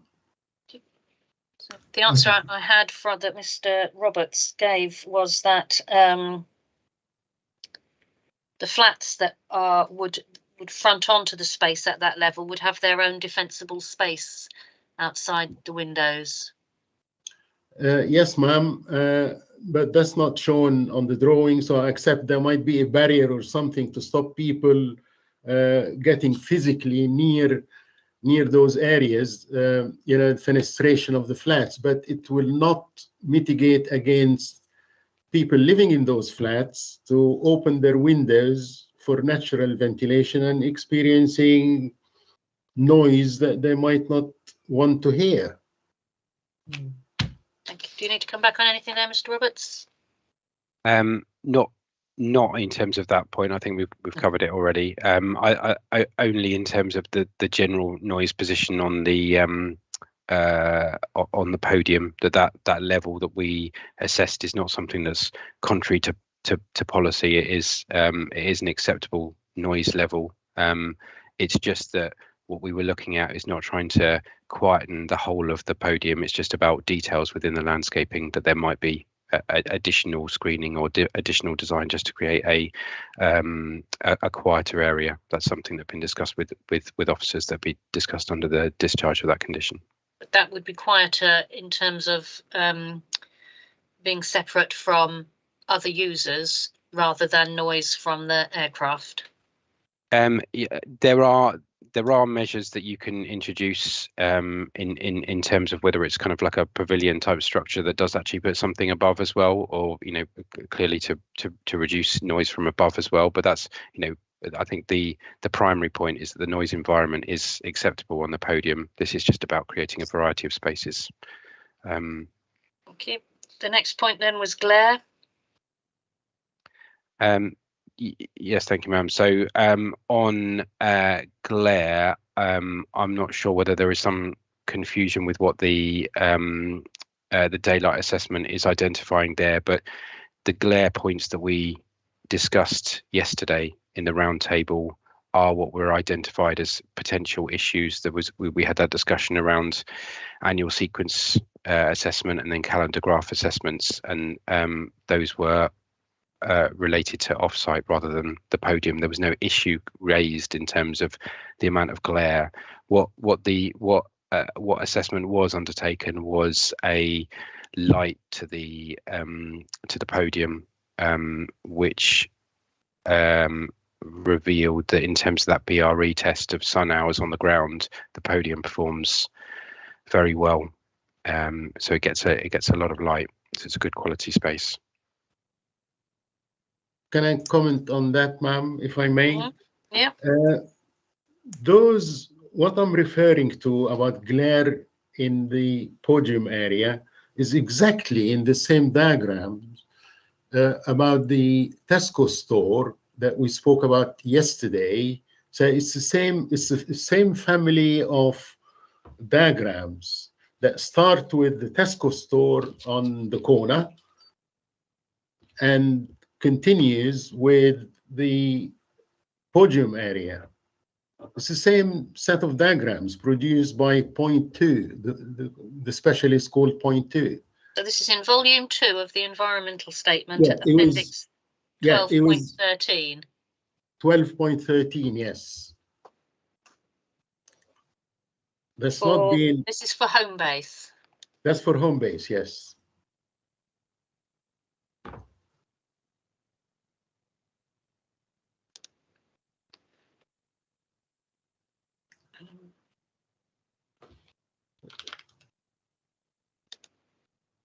It's a series of. Section 12 is, yeah. So we have got it before us. So it's daylight, sunlight, overshadowing, and solar glare. Yeah. And so where are we going in there then? So we've got it's CD 1.11.1.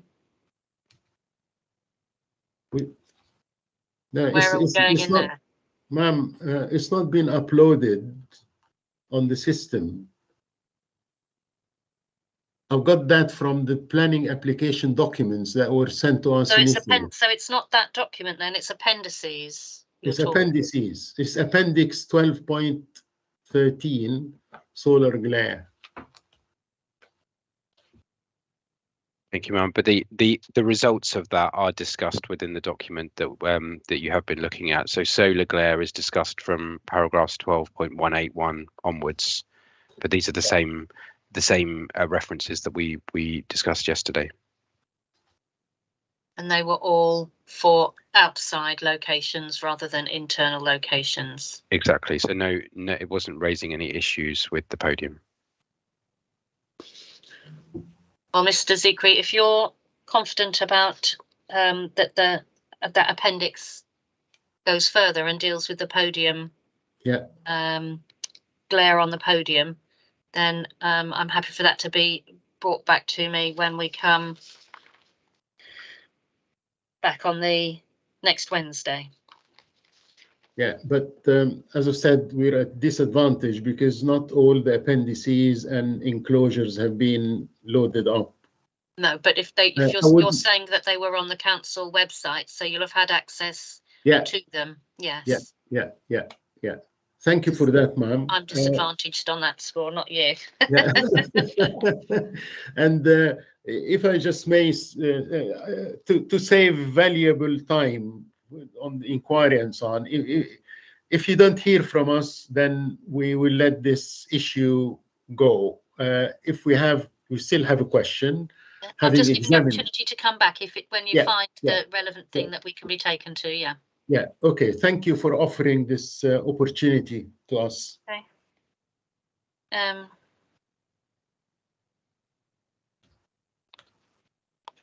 Privacy, we've just touched on that. Maintenance of the open space and sustainability of maintaining it. Yeah. Yeah. You, Mr. Roberts, again. Thank you, ma'am. Yeah, well, just in terms of the maintenance point, I think that there was a question about accessibility to the podium gardens. So just to confirm, yes, the podium gardens are accessible to all residents in all tenures of the development.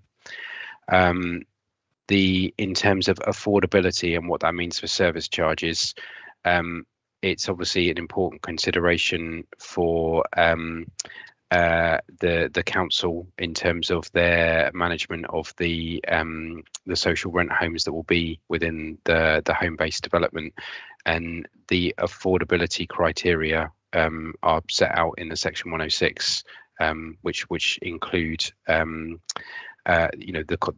cost of housing to them. So they won't be landed with high service charges above and beyond any cost of their rented accommodation.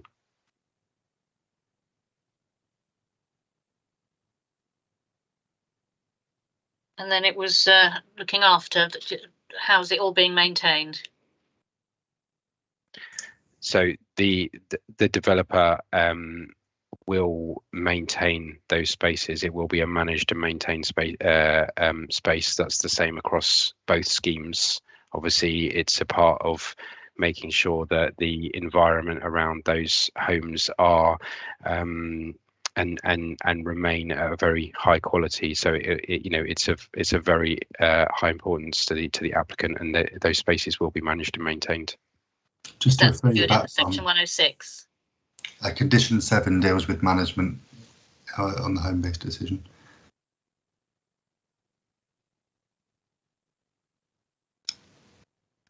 Okay.